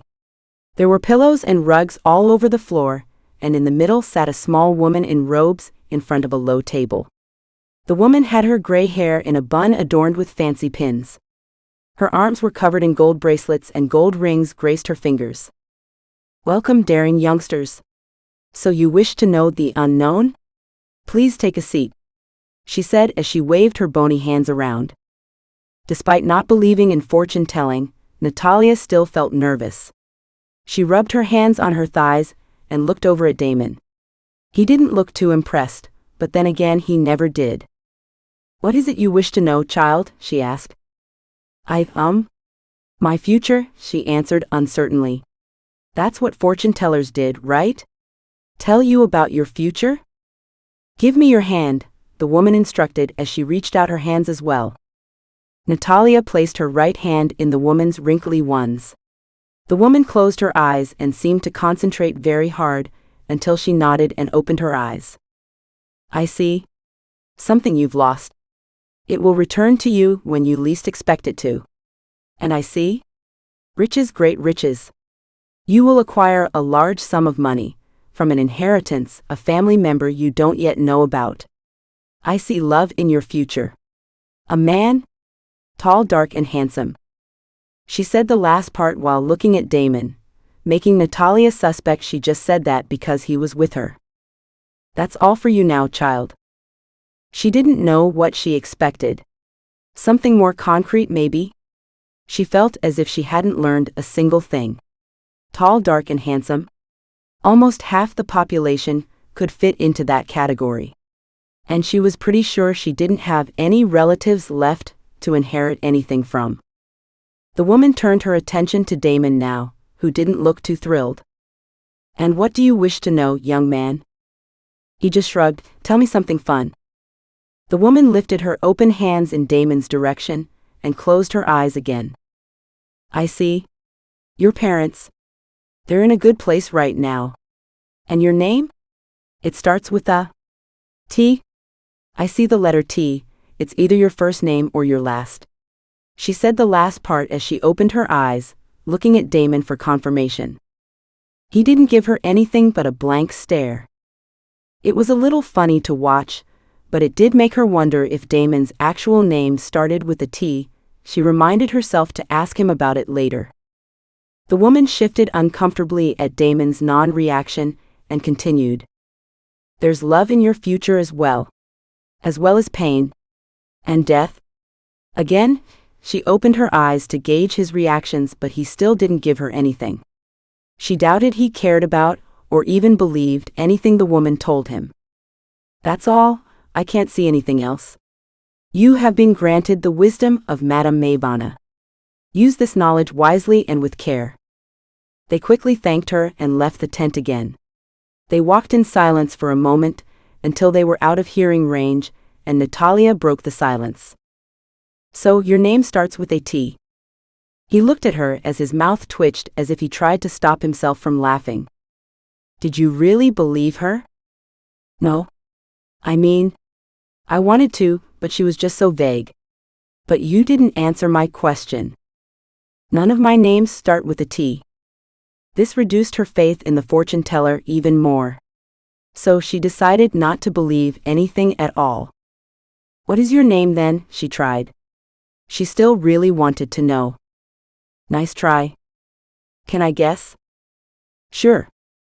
Will you tell me when I'm right? Nope, he said, popping the P. She knew it wouldn't be easy, but she was determined. Maybe if she guessed his name right, his poker face would break and she'd know. Very unlikely, but worth a shot. Is it Michael? No. Logan? No. Kyle? At that name, he looked at her funny but still shook his head. He didn't look like a Kyle, but she still wanted to try. Maurice? Norbert? Basil? I don't think Basil is a name, he stated coolly. You'd be surprised, she countered.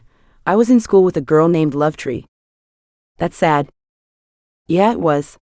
Is your name Bill? Gary? Hunt, is that a Pikachu plushie? Off to their left was a stall with a shooting game, but that wasn't what had caught her eye. Among the prizes was a giant Pikachu plushie, which was almost the size of her torso. To win, she had to hit the 5 marks with a rifle of some sort. You want to try? Damon asked her skeptically. Yes, she nodded confidently. How hard could it really be? But as they neared the stall, the target seemed impossibly small. Besides, she'd never used any kind of firearm before. But she was determined and motivated, so she still wanted to try. After paying the carney the required fee, he handed her the rifle. She clumsily handled it, and thought about the movies she'd seen where people handled guns and tried to recreate that. Have you ever shot at anything before? Damon asked amusedly, like he already knew the answer would be no. Do I look like someone who shoots things for fun? She replied as she still fumbled with the placement of her fingers on the rifle. After she'd found a good spot for both her hands, she pointed the rifle in the general direction of the targets and tried to focus. She missed every single one of them. She'd expected to hit at least one, but it turned out to be a lot harder than it looked. The rifle also didn't shoot real bullets, but tiny balls. There were also only 5 of them in the rifle, meaning there wasn't really room for error anyways. And she didn't even get a consolation prize. Pouting, she turned to Damon, who narrowed his eyes at her expression. I really wanted that plushie. She knew it was low to get him to win it for her, but the plushie was just too cute to leave behind. Damon had a gun on him at all times, so she had no doubt he was a far better shot than she was. But he didn't seem interested in the game at all. They stared at each other for a few seconds, with Nathalia trying to plead with her eyes, while Damon just looked back with a neutral expression. In the end, he just sighed. Didn't know you were a master manipulator, Cat, he joked as he also paid the carney the required fee. She felt absolutely victorious. She'd half expected him to just say no and walk off, but it had actually worked. Now he just had to hit all 5 targets and Pikachu would be hers. The first thing she noticed was that he held the rifle in a completely different manner than she had, making her feel dumb for trying to play this game with zero knowledge of firearms. The second thing she noticed was his confident posture, like he didn't doubt his abilities in the least. He hit one target after another, and it was over in a few seconds. He'd hit all of them. Putting the rifle down again, he told the carney to get the Pikachu plushie and handed it to Nathalia when he got it. She was ecstatic. It looked even cuter from up close. Thank you so much, she beamed at him. Don't worry about it, he replied as they resumed walking around. As she looked around, all she could think of was how much fun she was having with him. She wished they could stay there forever. But she knew they couldn't. So the next best thing was to make as many good memories as she could. Chapter 20. Nathalia tried her best to eat her cotton candy without getting her hands sticky, but it just seemed impossible. Every now and then, the wind would blow her hair in all directions, including the one where the cotton candy was. Besides, she was still carrying the huge plushie around. All this made eating it extremely slow, but she couldn't care less. It wasn't often she could get real cotton candy. Supermarket cotton candy just didn't feel the same to her. Beside her walked Damon, who was working on a box of popcorn. At first, she was surprised. She'd never seen him intentionally eat anything unhealthy. But it seemed like he just didn't care about his health at this moment. He checked his watch before turning to her. We've got time for one more thing. Is there anything you want to do before we leave? Looking around, she scanned the area for things they could do before leaving. Her eyes landed on a dark and dimly lit attraction that read, Haunted House. Usually she was too scared for these kinds of things, but what could go wrong with a literal bodyguard by your side? When she pointed toward the haunted house, his eyebrows rose, but he didn't say anything. As they approached, she felt more and more nervous. But she wasn't going to wuss out. But it did make her think, why did she choose this one of all attractions? It was the kind of haunted house where you'd walk around on your own, while a scary story played out. As soon as the door closed behind them, she regretted her decision. But it was too late now. Ominous music played, and a voice over the speaker urged them to walk, but Nathalia couldn't move her feet. Can you go first?" she asked Damon, who stood behind her. This earned her a laugh as he walked past her, completely unfazed by the spooky setting. As she walked behind him, she suddenly realized her back was unprotected, which also made her scared. But he could hardly walk in front of her, and behind her at the same time. So she chose to keep as close to him as she could, without clinging to him like a child. She held her Pikachu plushie in front of her, ready to throw it at whatever she needed to throw it at. They hadn't been walking for a minute before the first jump scare appeared, earning a loud scream from Nathalia but no reaction from Damon. He just looked at her, while she tried to regain her composure. When she'd caught her breath again, she saw that he was smirking. "Well, at least one of us is enjoying this." They were lucky the haunted house wasn't popular towards the end of the evening, and they appeared to have it all by themselves. She couldn't hear any screams from other people, so she assumed they were the only ones. When she suddenly heard a loud bang from her left, she couldn't take it anymore. Deciding she just didn't care anymore, she grabbed Damon's jacket and clung to it for her dear life. Despite the fact it didn't provide her any additional protection, it made her feel safer. "You good?" he asked more amusedly than concerned. "Yes, I'm just holding on so I won't get lost. I can't see that well in the dark, you know. It's easier this way." The last thing Nathalia wanted to do right now was to admit to him that she was scared. She was so close to him now, she could smell his cologne. She couldn't quite pinpoint the smell, but it was manly, and by now she associated it with him. The first time she'd been made aware of it was when he'd given her his jacket just before the power outage a few weeks ago. She had even dreamt of the smell once or twice. She was so preoccupied with his smell, she hadn't noticed they were in a completely different room now, until the door closed behind them. The room was dimly lit and foggy. It was decorated like a graveyard, while a voice over the speaker talked about some ghost hauntings in the late 1800s. Damon had stopped moving, something Nathalia didn't appreciate, as she wanted to get out of the haunted house as fast as she could. "Damon, can we move on?" she whispered. Somehow it felt inappropriate to talk loudly in a graveyard, even if it was a fake one. "Sure, love, as soon as you tell me where the door is." Sure enough, there didn't seem to be a door in sight. Even the one they'd come through seemed to have disappeared completely. How she didn't start completely panicking at that moment was beyond her, but it might have had something to do with her tight grasp on Damon. But she still wanted to get out as soon as possible. "All right, maybe it's an escape room," she suggested. "I've never seen an escape room in a haunted house, Cat," he sighed while he walked around the room, his hand feeling up the ridges of the walls. "I've never been to a haunted house before," she said as she followed him. "Color me surprised," he said in the least surprised voice ever as he stopped. They stood in front of a wall that seemed to be made of old stones. Damon's hand was on one stone that protruded further out than the rest, and he looked down at her. "Have you ever seen Indiana Jones?"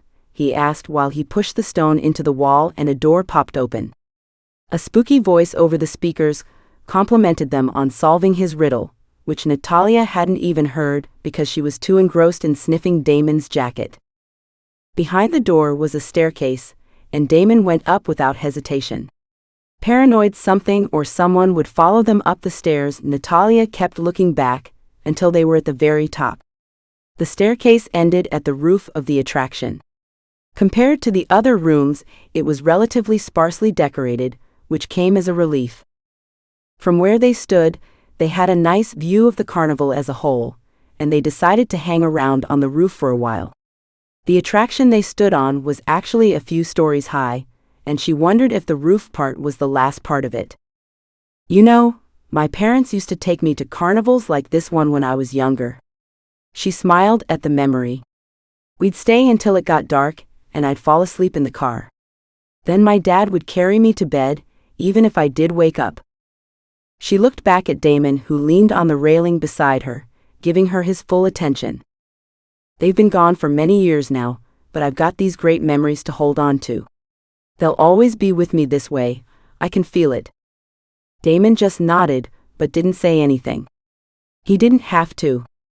"I haven't really had the opportunity to go to a carnival like this since they've been gone, but I wanted to. So badly. And I know you told me to stop thanking you, but I'm really grateful.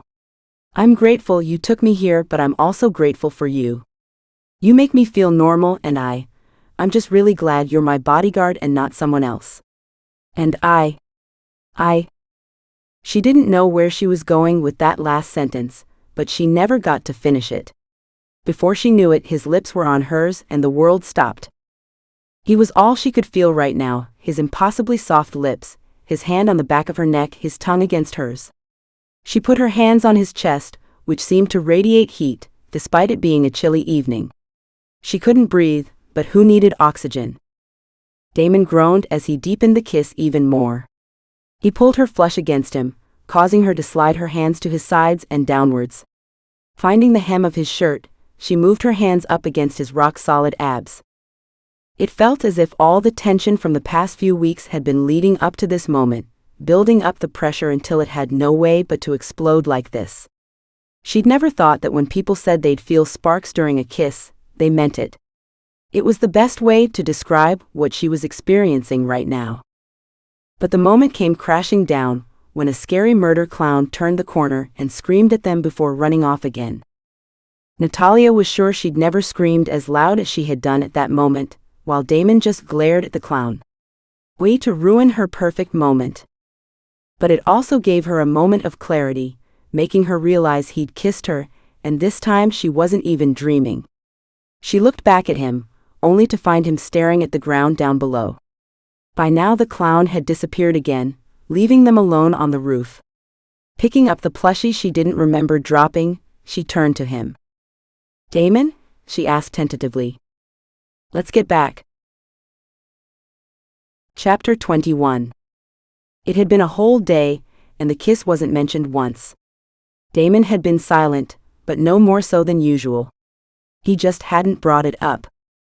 Nathalia wanted to do it herself, but she didn't know how. A few times she'd almost done it but chickened out at the last moment.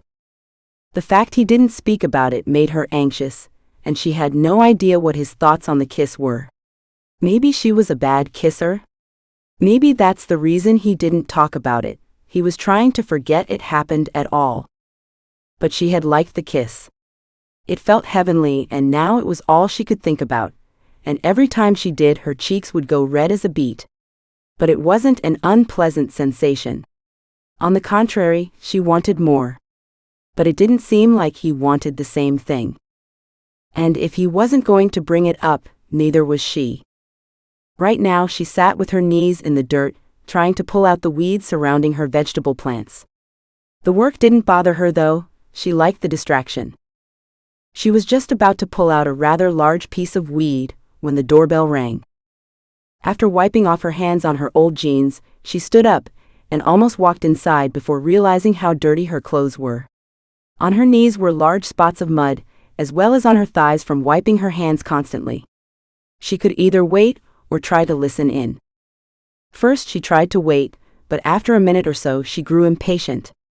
She pressed her ear to the back door, which didn't do much. So she gave up, and took a seat on the steps of the back porch. She carefully peeled off her muddied boots, after hearing the front door close again, and went inside.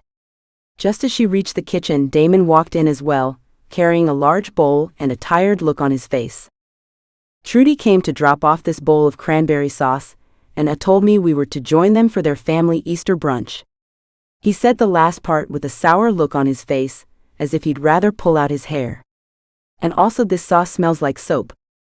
He said the last part with so much disgust, she couldn't help but burst out laughing. "I'm sure it'll taste fine," she said after she'd caught her breath. "I'm serious, Nat. It smells like soap. Sniff it if you don't believe me. She didn't know what she expected when she walked toward the bowl and sniffed it, but Damon was right. Oh, you're right. It does smell like soap. Do you think it's edible? I'm not eating it, but you can do whatever you like, he said before pausing. Actually, if you die because of food poisoning, that'll be a problem, so don't. But Nathalia felt bad about it. This was Trudy's prize dish. She didn't want to disappoint the elderly neighbor. But the smell coming off it resembled the stuff she'd used earlier to clean the windows. What will we tell Trudy then? I'm sure she spent a lot of time making it for us. And it was her grandmother's famous recipe, she said. We can just throw it out and tell her it was the best cranberry sauce we've ever tasted, and hope she'll never bring us another bowl. She doesn't have to know. And it was probably more notorious than famous. Deceiving the kind woman didn't feel right, but she also really didn't want to eat the soapy substance. So she just watched as Damon dumped the contents straight into the trash can. Suddenly, she also remembered the invitation. So what was the thing about Easter brunch you mentioned? She inquired. You were right last time, she doesn't really ask. She told me we were to join them and their family on Easter for a brunch. She also said we didn't have to bring anything, he replied while sniffing the empty bowl and putting it down near the sink. She knew Hank and Trudy had a daughter and some grandkids, but she didn't know exactly how big their family was. I still want to bring something. Maybe I can bake some cinnamon buns? Do you know how many people will be there? I do. Something about the way he said it made her uneasy. It might have been the ghost of a smile on his lips. Or maybe it was the way his gray eyes twinkled mischievously. But either way, she didn't trust it. How? She didn't remember Trudy or Hank mentioning the size of their family during the previous dinner, and she doubted he and Hank had discussed it when they watched football. I've read their file, he smirked. She vaguely remembered him saying something about having files on the neighbors, but she'd forgotten about that until now. It also made her wonder how far the police were willing to go to protect her. These were normal people living their normal lives. Yet they'd gathered information on them, just so they could keep her safe. Right, I forgot about those. So how many people do you think will be there? They've got 2 kids who are both married and 5 grandkids. So that's 9 guests, not counting Trudy, Hank, and us, he recounted. All right, thanks. That sounds doable. I can start making it the day before the brunch, she said more to herself than to Damon. She said we didn't have to bring anything though, Damon said, as he leaned over the counter to grab an apple. I know, but I still want to. She did make us her famous cranberry sauce after all, she replied while also leaning against the kitchen counter. You're too nice sometimes, he stated before biting into the apple. She didn't see how anyone could be too nice. It's better to be nice than rude after all. I like being nice, it makes me feel good, she shrugged. People will take advantage of your kindness if you don't watch out though. Sometimes you gotta be bold or even rude. I can be bold when I want to be. Rude too, she replied. I don't think you can be rude. You don't have a mean bone in you, he stated matter-of-factly. I can, she proclaimed while crossing her arms. All right, say something rude to me then, he challenged. She wanted to, but her mind drew a total blank. What rude thing could she say to the man she admired? He seemed so perfect, not a flaw to be found. That meant she had to make something up and lie, but she didn't want to hurt his feelings. Damon seemed to pick up on her indecisiveness, and laughed. I was right, you really can't say anything rude. Because you're putting me on the spot, she protested. Right, that's why, he countered sarcastically. All right, maybe you're right about me not being rude. But I can be bold when I want to. Just as long as it's not mean or rude. Say something bold then, he dared her. She thought of what to say to prove it, but again her mind drew a blank. Where did something stop being bold and start being stupid? See? Yo, Damon started but was cut off by Nathalia. Why did you kiss me? She knew as soon as she asked she'd caught him off guard. His eyes widened ever so slightly, and she saw his Adam's apple bob up and down as he swallowed. He didn't reply for a while, as he seemed to mull over his answer. "You're right, you are bold," he said eventually. "That's not an answer though." "It isn't. Just forget about it." "I shouldn't have done it," he said while scratching his neck. "I'm sorry," he said before walking off. So he thinks it was a mistake. Great. She had to fight to keep the tears away. Why should she feel bad about his mistakes? He's the one that kissed her after all, not the other way around. Sighing, she pressed her palms into her face. How could she have been so stupid? But more importantly, who the hell kisses someone and then says they shouldn't have? He totally rejected her just now. So much for being bold. But she only just started. And even though it didn't exactly work out for her, she wasn't ready to stop. He still hadn't told her why he'd kissed her. He gave several answers but not a single direct one, and she still wanted to know. I'll show him who's bold, she thought as she made up her mind. She was just going to ask him again. But with every step she took, her courage dwindled until she stood at his door, and there seemed to be none left at all. Sometimes you gotta be bold. The words he'd spoken to her earlier rang through her head. She could do this. It was just a talk. Slowly she raised her hand to his door and knocked. Chapter 22. She heard some shuffling on the other side of the door before Damon opened it, his hair somewhat disheveled as though he'd been pulling at it. Yeah. It seemed to be the worst possible moment for her courage to run out, because now she stood in front of him and didn't know what to say. So, I wanted to ask you again why you did it, she stammered, a lot less confident than she'd hoped. I thought I told you to forget about it, he said, frowning. You did. But you don't get to steal my first kiss, and then pretend it never happened. You're what? His eyes went wide as he shoved one of his hands through his hair and sighed. Shit, Nat. I'm so sorry, I didn't know. So you wouldn't have done it if you knew? She asked him. Somehow this felt even worse. Like she'd been an easy target or something. I shouldn't have done it at all. She hated how vague he was being. Every time she asked something, he didn't give her a satisfying answer, and it was getting on her nerves. Why? She pressed. You know why, he said matter-of-factly. Humor me. For a few seconds, he did nothing but stare at her, as if he was thinking of what to say. All right, let's see. I'm a professional bodyguard, and if my employer finds out, I'll get fired and no one will ever want to hire me again. And there's the fact that we'll probably never get to meet again after you've testified, which will make things more complicated than it needs to be. And the most important thing, if their lawyers find out we're in some kind of relationship, the judge may choose to discard your testimony, and all of this will have been for nothing. Wait, they can do that? Why? He just shrugged. They can claim I influenced you, and thereby your testimony won't be trustworthy. Everything he said made sense. She didn't want to jeopardize her chance to help lock away a bunch of murderers. Or gamble with his career. The arguments were logical, but there was still one thing that bothered her. He still hadn't answered her first question. She could let it slide, but she didn't want to. She was afraid that if she didn't seek the answer now, she'd never find out. You still haven't told me why you kissed me in the first place. Because I wanted to. I still want to, actually. But we can't. Hearing this made her belly fill up with butterflies again. She'd finally gotten her answer, and it was better than she'd thought. But after hearing his reasons, she did understand why it was better to forget about it. So maybe she should try to. You're probably right, but you could have told me right away. Yeah, I probably could have handled that better. I'm sorry, he said as he genuinely looked like he was. It's fine.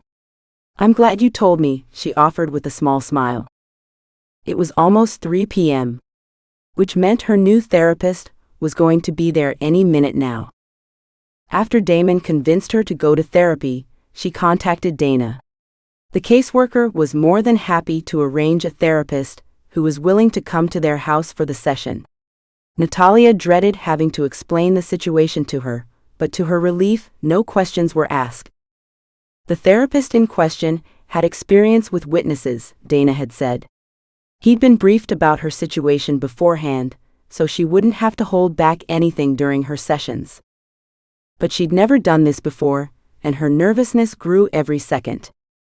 Damon had noticed and told her to relax multiple times. But she couldn't help it. When the doorbell rang, she almost choked on her own spit but covered it up by coughing. She was sure Damon had seen her jump and knew what she was doing. And it was embarrassing.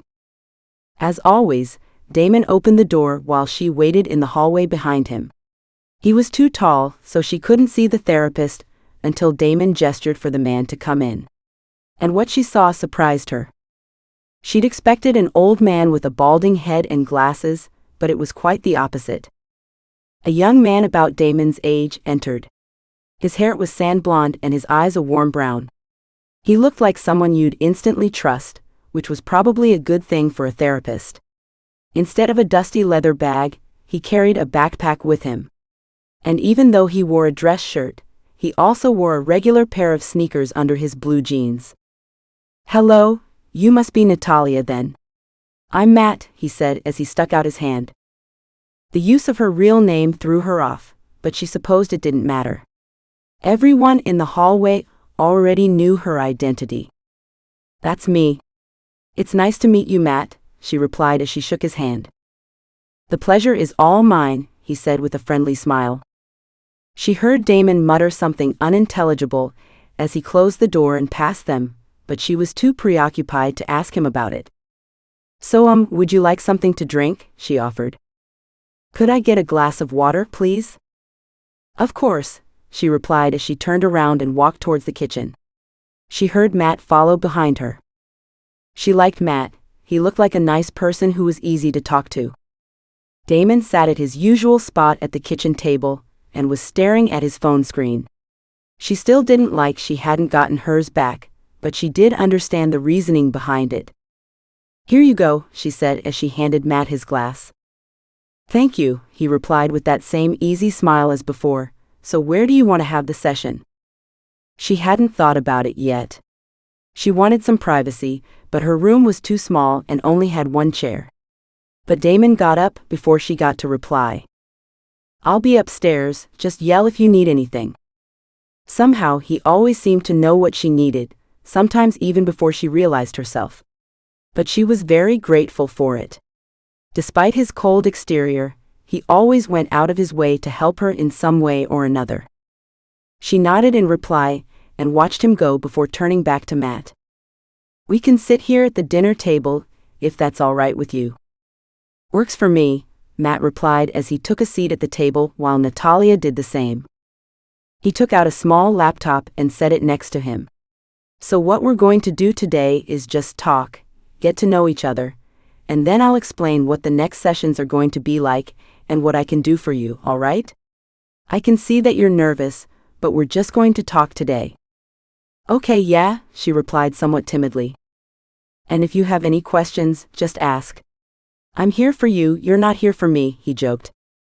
She cracked a small smile before nodding. This might not be so bad after all. An hour and a very long conversation later, she saw Matt out again. They'd planned another session for exactly 1 week from then and said their goodbyes. Just as she closed the door, she heard Damon come down again. "So how did it go?" "Well, we didn't really do anything. We just talked. But it was good. A lot easier than I expected. He said we start for real next week." "That's good to hear. And what did you think of the guy?" "Matt was nice, really nice. And easy to talk to. But I'd expected someone more. Therapist, why? If you know what I mean?" "Yeah, like an old guy or something." "Me too. But it's good he's easy to talk to. That's sort of important for a therapist." "Yeah, exactly. Like an old guy," she laughed. By talking to Damon after talking to Matt for an hour, it became clear just how different the men were. Matt's face was open and friendly, whereas Damon's was closed off and guarded. But even though Matt was very easy to talk to, the session had completely drained her. But she'd never felt drained after talking to Damon, perhaps because he didn't talk that much. She yawned. She really wanted to take a nap, but it was almost dinner time, so she had to prepare dinner soon. But Damon noticed the tired look on his face and offered her an alternative. "You know, we can get some takeout if you're tired," he offered up. "Wait, we can do that?" "Sure, we just can't have anything delivered here. That doesn't mean we can't go out and get some food. So what do you want to eat?" Every fast food place she could think of ran through her head. She wanted everything, as long as it was warm and greasy. Wait, Damon doesn't eat greasy food. I'm fine with anything, really. But what about you? Are you just going to order a salad or something? She asked. This earned a laugh from him as he grabbed the car keys and his jacket. I'll be fine, what about Chick-fil-A? She nodded eagerly. Chick-fil-A it was. Chapter 23. This past week had been extremely tiring for Nathalia.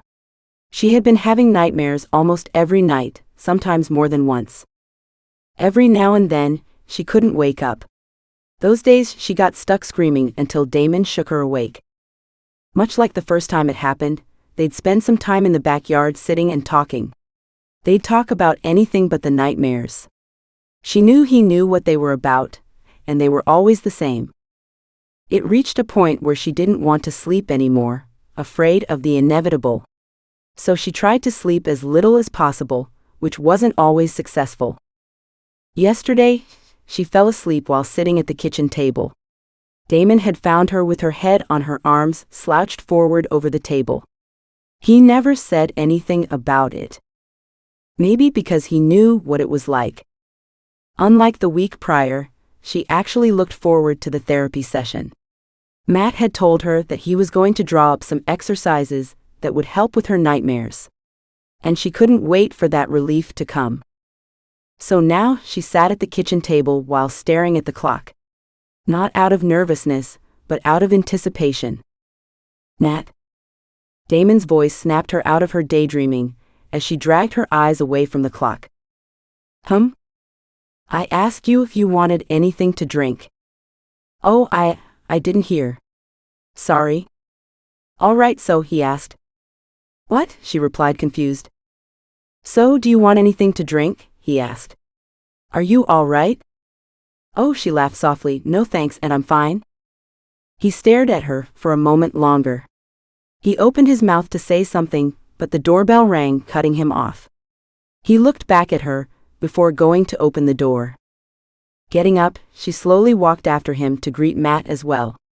Like before, Damon was too tall to see Matt right away, so she could only see him after Damon turned to let him in. But right as she made eye contact with Matt, his face lit up with that easy smile he always seemed to wear. Hi. Nat, how have you been?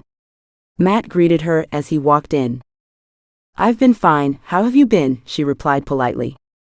Right after she said that, Damon shot her a look. It was hard to see what exactly he meant by it, but she was sure she could figure it out. I'm a lot better now, he said as he shot her a wink. Her voice got stuck in her throat. Did he just flirt with her? Or was it just a joke? She didn't know how to respond. What could she say to that? So she just laughed it off, trying to not make anything awkward. But Damon didn't seem to think it was a laughing matter at all. His gray eyes narrowed at Matt and the muscles in his jaw twitched. But the way they were standing, Matt couldn't see him. Oblivious to the tense atmosphere, he continued, So, do you want to have this session in the kitchen like last time? She nodded while she turned to guide him to the kitchen, noticing Damon didn't follow. And she was glad. To her, it didn't really matter if Matt flirted with her or not, but somehow she didn't want that in front of Damon. She didn't even like Matt that way. Besides, shouldn't he act more professionally? But at the same time, she knew she was in the same situation with Damon. He was a professional, so he shouldn't get involved with her.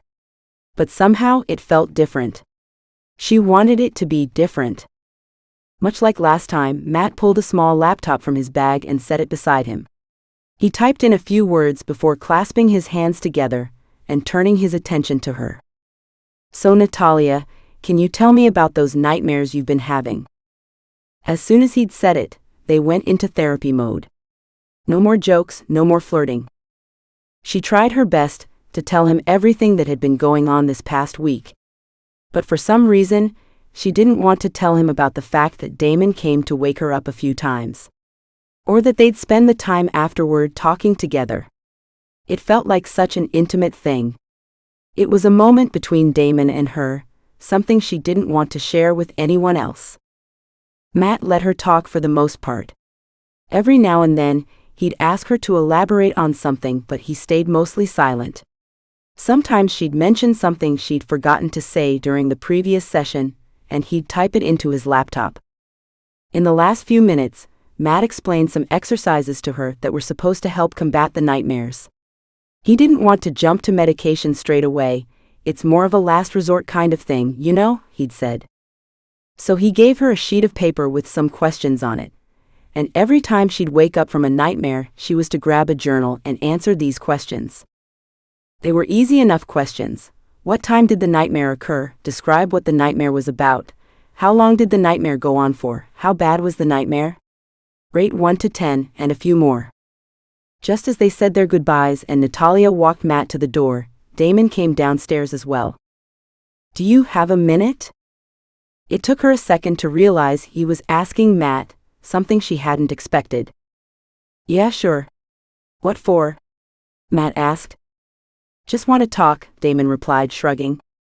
Understanding she wasn't invited to the conversation, she turned back into the house and wondered what the conversation could be about. She hoped they weren't going to talk about her session with Matt. That was confidential, right? But at the same time, there wasn't really anything she hadn't told Damon before. So she'd just have to wait until she could ask Damon about it. Damon Pav. He stepped outside after Matt and closed the door to ensure Nathalia couldn't hear them.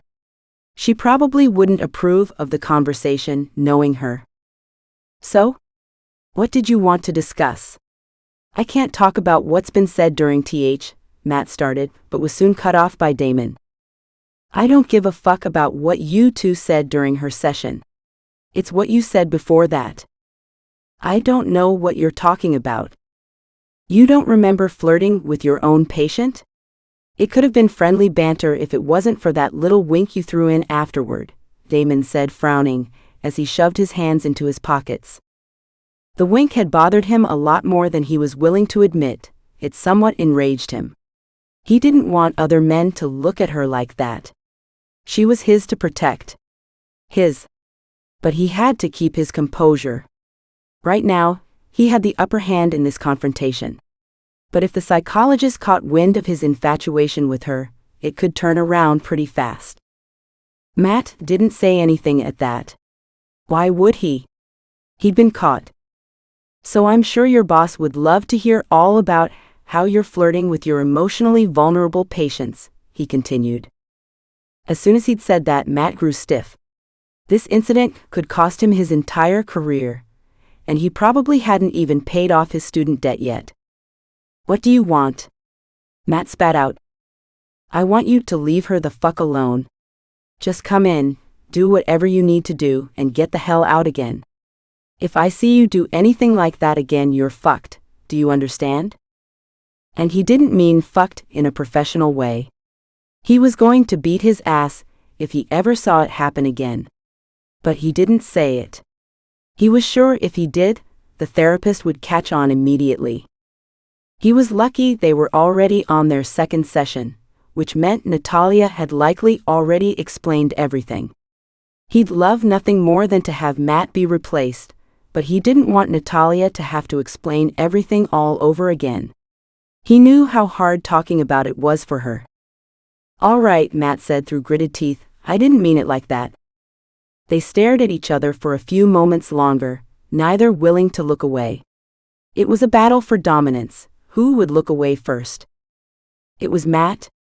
He averted his eyes first before clearing his throat. "So we good?" Matt asked.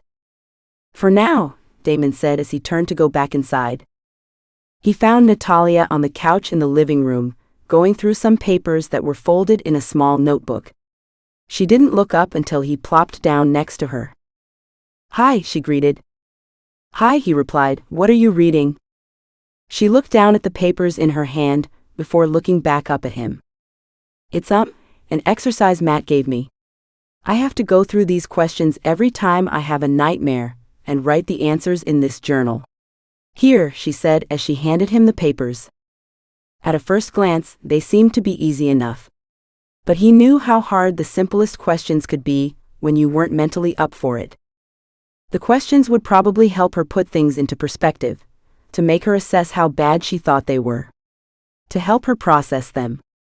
Just as he handed her back the papers, she asked him exactly what he hoped she wouldn't ask. "So what did you two talk about?" And even though he had hoped she wouldn't ask, he was prepared for it. But lying wasn't something he liked doing when it came to her. For some reason, he wanted to be honest to her, tell her things he'd never told anyone else before. But it was hard. He wasn't used to talking about personal things to people. "I had a question about something I've been dealing with, nothing bad or anything." Even though he said it was nothing bad, her face still turned into a concerned frown. "Are you all right?" she asked. "Yup, it's all solved now. Just wanted to ask him, no worries," he assured her. He truly did feel bad for making her concerned about nothing. But he knew she'd be mad if he told her the truth. Really mad. He could imagine what she'd look like if she were mad. He'd almost seen it when he fixed the car radio after she tried to get it to work for ages. She looked so sexy when her eyebrows knit together and her bottom lip slightly stuck out. Those lips he now knew were the softest ones he'd ever felt. Thinking back to that kiss made his blood rush downwards, something he didn't need at this moment. So he had to stop thinking about her lips, but it was hard. He'd been trying to stop thinking about it ever since it happened, with little to no success. Somehow his mind drifted back to that moment at the most inconvenient times. It took a lot of willpower to stop himself from just giving in and grabbing her face there and then. He knew she was willing. But they couldn't. To him, the worst thing seemed to be the fact that he knew they'd never see each other again after she would testify. She would be relocated to a new place, without a bodyguard. And he would be assigned a new case. It's how it always went. But this time he dreaded parting with her. He wanted to be with her. To protect her even when she wasn't in mortal danger anymore. But right now that scenario seemed to be far beyond his reach. Chapter 24. Today was the first truly hot day of the year. It felt like summer had arrived way too early by the way the sun was shining and the people were out and about. It was halfway through March, but it seemed like July. So, like most sunny days, Nathalia had spent the entire morning tending to the little garden. It was finally starting to come together. The flowers were growing taller every day, as well as her fruit plants. But she could only work for so long, until there was nothing left to do anymore. Literally nothing. The nice weather also excited her. It made her remember a time when summertime meant endless possibilities. Swimming, biking, playing with friends. Those were the good days, the innocent days. But she could do none of those things right now. Or could she? She'd seen her bikini among her personal items when she unpacked. Damon had said yes to the carnival, so there was a chance he'd say yes to going to a swimming pool. When she walked into the living room, she found him standing in the middle of it, watching some sports game with a frown on his face. He wasn't even sitting down. She just hoped the game hadn't put him in a bad mood, although she doubted he'd let that influence any decisions he made. "So? Is your team winning?" she asked awkwardly. At first he didn't react, making her think he hadn't heard her. But she should have known better. He always paid attention to everything. "Unfortunately not," he replied after a few seconds without turning his eyes away from the screen. "Oh," was all she could think to say. She knew absolutely nothing about sports and had no idea how to talk about them. So she just stood next to him for a while. Nothing the men on the TV did made any sense to her, but she didn't want to bother Damon with questions when he was watching it so intently. After a minute or two the game ended, and Damon seemed to realize she was still standing next to him. He now turned fully towards her, and she suddenly noticed how close together they were standing now. His gray eyes caught the sunlight indirectly, making them more enticing than ever. She'd give anything to be able to look at those eyes for the rest of her life. They seemed even lighter against his perfectly smooth skin that always appeared to be sun-kissed. The stubble on his jaw was growing a little longer now, making his sculpted jaw look sharper than ever. "Did you need anything?" That snapped her out of her thoughts. Shit, was I staring again? I'm such a creep. She knew she had come in to ask him a question, but she couldn't remember what the question was. "I wanted to ask you something, but," she started before stopping herself. Why did she always embarrass herself like that? "But," he softly coaxed her. "But I forgot what." This earned her a hearty laugh from Damon, which she'd enjoy if she hadn't been so self-conscious at that moment. "All right, ask me when you remember," he said before walking off. He laughed way more often these days compared to when they first met. He used to be so stoic all the time back then. Now he was still stoic, but in very rare moments like these, he showed her that he was a person after all. That he was even capable of feeling. That brought her back to about a week ago, the day after he kissed her, and she confronted him about it. He'd said that he wanted to kiss her. That he still wanted to. And despite them agreeing on not starting anything, the memory still brought a smile to her face every time she thought about it. He felt something for her. Suddenly, she remembered what she wanted to ask him. So she ran after him. The house wasn't big, and she hadn't been thinking for long, so it took less than a minute to reach him in the upstairs hallway. She was sure she looked like a madwoman by the way she just ran up the stairs and stopped just short of him, causing him to turn around with a confused look on his face. "Did something happen?" he asked with a concerned tone to his voice. "No, well, yes. But not something bad like you're probably thinking." "I mean, I'd probably just yell if something happened," she said before stopping to catch her breath. "Anyways, I'm rambling again, but I came upstairs to tell you I remembered what I wanted to ask you just now." "That's an impressive amount of words you just used, without asking the actual question," he quipped. He was right. As always. She felt blood rush to her cheeks for what felt like the 50th time that day. "Right, so, I wanted to ask you if we could go to a swimming pool or something? Because it's so hot out and, I don't know. It's nice swimming weather, I suppose." He seemed to mull it over for a few seconds, before shaking his head no. "I'm sorry, Nat, but I don't think we should. We can buy a kiddie pool when we go to the store again, if you want to." It was sweet. He immediately thought of a substitution, but a kiddie pool just wasn't the same. She wanted deep, cool water. Deep enough to dive into, to lose herself in. But she supposed she would have to wait. "No, that's fine. Thanks though," she shrugged. She wasn't going to deny she was a little disappointed, but she could do without it. If everything went well, she might be able to go by herself somewhere during the summer, after the trial. After failing to find something to do all afternoon, she now sat on the cast-iron bench in the backyard. The setting sun was now barely visible from behind the trees. A breeze blew her hair in her face, but just as she reached up to brush it away, a towel hit her face. "Shit," Damon cursed as he reached out to her. "I thought you'd catch it, sorry." Sending an unamused look towards him, she replied, "I would have if I knew you were going to throw a towel at me." He reached down to pick up the towel and dust it off, before handing it to her properly. "Your lack of situational awareness really does worry me." "How was I going to anticipate you throwing a towel at me?" she asked. "What's it for anyway?" Damon leaned back on his heels and shoved his hands into his pockets. "You said you wanted to go for a swim, right?" Something about the way he said it made her suspicious, even though she had no reason to distrust him. "But all the pools must be closed by now. Unless you want to trespass? Which is a crime which I will not partake in, thank you very much." He gave her a blank look for a few seconds, before sighing. "We're not going to break any laws, Nat. And we're actually on a time crunch here, so you have to decide if you want to go swimming right now or not." "So you're not telling me where we're going?" "No, do you want to go or not?" The last sun rays were hitting her face, and she knew she couldn't say no. Another opportunity like this might not come. "All right, give me a minute," she said as she sprung up to get ready. "Hurry up a little," he yelled after her. Why they'd have to hurry for this, she couldn't fathom. It was a total surprise, which she usually wasn't a big fan of. But this was different. She trusted him and knew whatever he'd planned would be fun.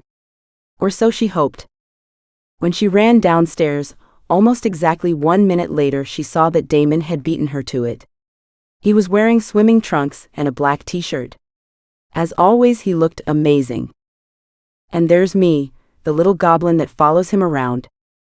Nathalia was dressed in simple shorts and a graphic tee. Underneath, she wore a black bikini, which meant she didn't have to wear a shirt. But she was a little self-conscious about her tummy, especially when she knew how perfectly sculpted Damon's was. "Ready?" he asked. "Should we bring some drinks or something? Maybe a snack?" "I already grabbed those, let's go." She followed him to the car and mimicked him as he placed his bag in the back seat before getting in. The drive wasn't very long, but it did lead them to some interesting roads. Like now, when they were driving on some dirt path surrounded by nothing but trees. It was getting darker by the minute, and she was starting to fear they would get lost on the way back. "Damon, where are we going?" she asked worriedly. "We're almost there," was all he said. "That's not really what I asked, though. I wanted to know WH." Just as she was trying to ask the question again, they drove into a clearing of some sort. And in the middle of it, a lake. An enormous, wide lake. She could barely make out the trees on the other side of it, even when she squinted. Since they'd come from a little back road in the middle of nowhere, they could just park wherever. There was not a single soul in sight. Gasping at the beauty of it all, she looked at Damon, who was busy parking the car. "This is gorgeous, how did you find it?" He just smirked and shrugged before turning the engine off. "We've got like 15 minutes or so before the sun goes down completely," was all he said. "We'd better make those count then," she replied before retrieving her bag and jumping out of the car, making her way to the waterline. She heard another door slam shut behind her, and she knew Damon was close behind. He always was. She put her bag on the ground and unpacked some things, but when she turned around, her breath got stuck in her throat. Damon had taken off his shirt, leaving him in nothing but his swimming trunks. His back was to her and revealed a large crescent-shaped scar just above his hip. The mark almost distracted her from the delicious-looking muscles of his back. Almost. She didn't know she could be turned on by something so trivial as just his back, but she was. She studied every ridge and curve of his back for as long as she could, which wasn't very long, because Damon turned around again and caught her staring. "I fell out of a tree and on a branch when I was a kid," he shrugged, referring to the scar. She'd already forgotten about it, honestly. But she'd never known him to give up information about himself so willingly. Usually, she had to pry the littlest things from him. It spoke of the progress they were making. But he didn't wait for an answer, as he made his way to the water and immediately jumped in. He resurfaced a moment later and beckoned her. She knew he'd never make fun of the way she looked, but she didn't know what he would think in his head. A man like that had probably been with countless women who looked way better than her, which meant he'd compare her to them. And she knew she wasn't anything special. She knew she was taking too long when he came out of the water again and walked up to her. "Nat, what's wrong?" "Nothing's wrong," she answered while still not moving. "I can see there is, just tell me," he said as he came to a stop right in front of her. His wet hair clung to his face, and drops of water dripped off his jaw and onto his chest. The sight of it made her cheeks burn and her mind go haywire. She felt like nothing compared to him. I think I'm going to swim with my clothes on. I wouldn't want to catch a cold." She tried to slip around him and flee to the water, but a big hand on her arm pulled her back to face him. Is that what this is about? You're self-conscious? He looked at her like she'd grown a second head. She didn't quite understand why. Maybe he had something against swimming with clothes on. No, maybe. A little bit. But it's because you look like... She couldn't find the right words, so she gestured towards his body. And I don't. So you're afraid to undress because you don't think you're beautiful? Like you're not the most gorgeous girl I've ever seen? Her face was so red that it felt like she was going to burn up.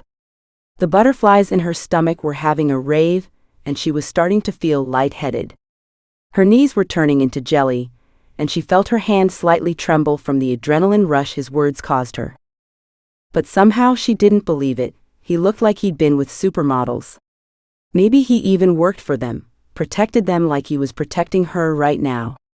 She knew she wasn't in the same ballpark as him, and she'd never be.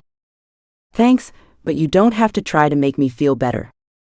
He released a deep breath and looked off to the side for a while, as though he was in deep thought. He ran a hand up his wet hair and then down his face. She felt very awkward just standing there before him while they weren't talking.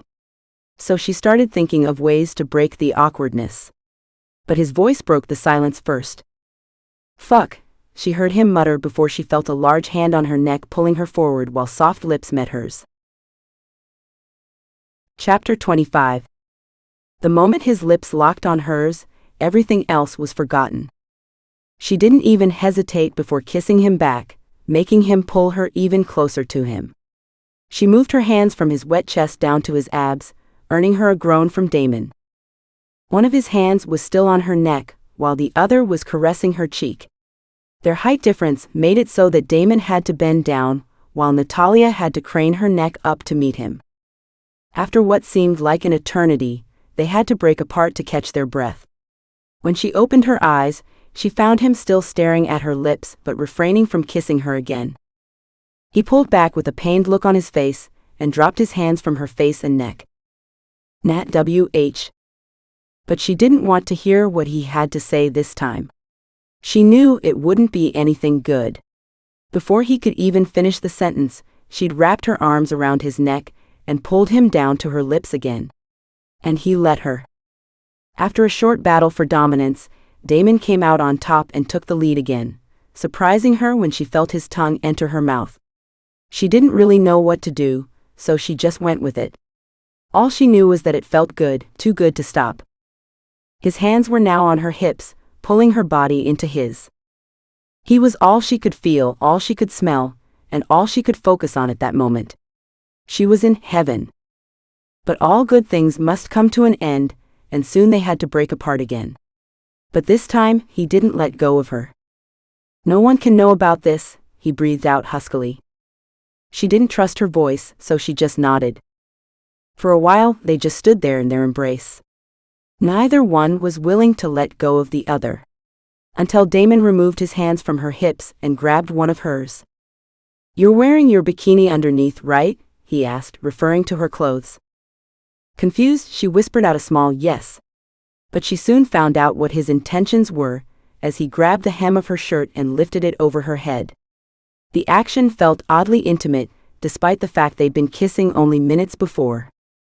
She had to lift her arms to get the shirt off, and he guided them to his shoulders as he came to stand even closer to her.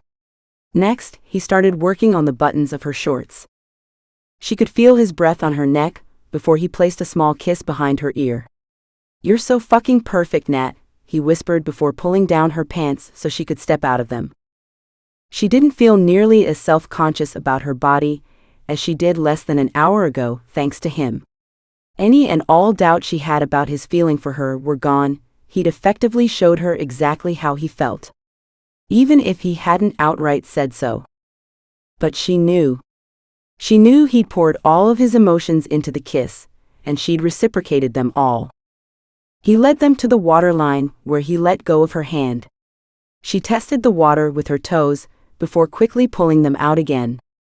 It was icy cold. She looked at Damon, who jumped into the water again, and was looking at her expectantly. The water is too cold, she half-whined. She felt a bit ridiculous for complaining about it after they drove all the way there, but she couldn't help it. It's March, what did you expect? He smiled at her. Come here, he said as he held out his hand for her to take. She grabbed his hand, expecting him to support her while she slowly sank into the water. Mistake. He pulled her forwards towards him, causing her to fall directly into the deep end with him. She instinctively wrapped her arms around his neck as she clung to him for any warmth she could find. She'd be mad at him were it not for the unrestrained laughter her misfortune caused. You're an ass, she said while trying to sound mad. But she was too happy to sound angry at all. This is what she's been wanting for weeks now. To be with him. It took her minutes to get used to the low temperatures of the water, but Damon didn't rush her. In fact, he seemed content with just holding her. But when the water didn't feel quite as cold anymore, she finally let go of him to swim around.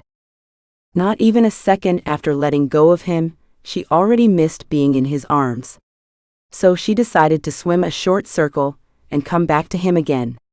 But when she swam back, she couldn't see him anywhere. The car and their stuff were still in the same place they had left them, but there was no sign of him anywhere. Panic started to swell within her. What if he decided he didn't want to be with her and just left? Or worse, what if he had drowned? She doubted he'd drown that easily, but she'd heard stories about strong swimmers suddenly drowning. Damon, she yelled, but it was only met with silence.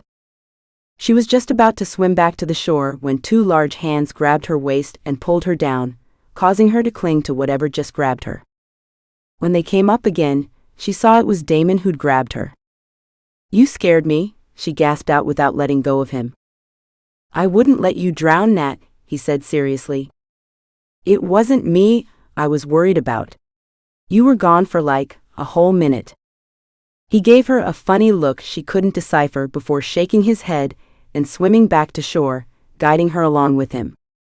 The only thing illuminating their surroundings was the moon, which was full and bright. It made it a little easier to find her belongings as she wrapped the large towel over her shoulders like a blanket. Next to her, Damon had put on his shirt again and was busying himself with putting the guns back into his waistband. In the very beginning, the guns had scared her. She didn't know the man that wielded them, and she had only heard bad things about guns. But now she did know the man. And she trusted him. She even had to admit, she felt safer when he carried them. After putting on her shorts again, she set out to find her shirt. She vaguely knew the direction Damon had tossed it in, but couldn't find it. She was just about to ask him where it was, when she saw he was holding it out to her. Oh thanks, she said as she reached for it. But at the last moment, he yanked it back.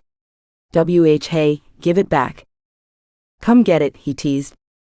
She didn't want to play his little game, but at the same time, she really wanted her shirt back. But as soon as she got near, he held her shirt above his head, well beyond her reach. What's wrong? Are you not tall enough? He said, knowing full well she was way too short to grab it. Suddenly, an idea popped into her head. With both hands, she pulled his face to hers and kissed him again. The intensity of the kiss had almost distracted her from her goal, but when she felt his arms around her again, she knew this was her chance. Snatching the shirt out of his hand, she jumped back and held it out victoriously. Ha! Got it, she celebrated. But where she expected a confused look from him, she only found a sly smirk. That's when she realized she'd done exactly what he wanted her to do.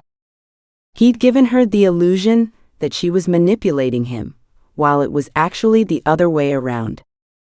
He must have seen the realization on her face as he burst out laughing, causing her to glare at him as she put on her shirt again. When she pulled her shirt over her head, she saw him approaching her. The hungry look in his eyes gave her butterflies in her stomach and made her cheeks burn red. One of his hands grabbed her waist again, while the other pushed her against him from the small of her back. But instead of kissing her on the lips, he sent little kisses along her jawline and down her neck and up again. You're mine, Nathalia, he whispered in her ear. To be continued. Next book, Vow of Desire.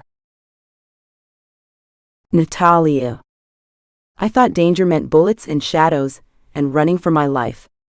But the real danger is the way Damon touches me like I'm something he can't let go of, and looks at me like I'm something he was never supposed to want. We've crossed a line we can't uncross. A forbidden one. A reckless one. A beautiful one. Now the world hunting me is closing in faster than ever, and every step closer they get, the deeper I fall into him. Desire was never part of the plan. But losing him was never an option. And I'm starting to understand that survival isn't just about staying alive, it's about holding on to the one person who makes you want to. Damon. I've kept my control for years. Cold, calculated, disciplined. Until Nathalia, until the woman who was never supposed to mean anything became the only thing I can't stop thinking about. She trusts me with her life. She doesn't realize she's also holding my sanity in her hands. Now the enemies we've outrun are closing the distance, and the only place she's safe is against me. With me. Mine. I vowed to protect her. But somewhere along the way, I took another vow, one I'll never say out loud. I would burn the whole damned world before I let it take her from me. This book is part of the Safe with You duet. Reading order. Vow of honor, vow of desire. A shy witness. A cold protector. Forced to live together, hunted by the Mafia, and fighting a desire neither of them can control. Available now.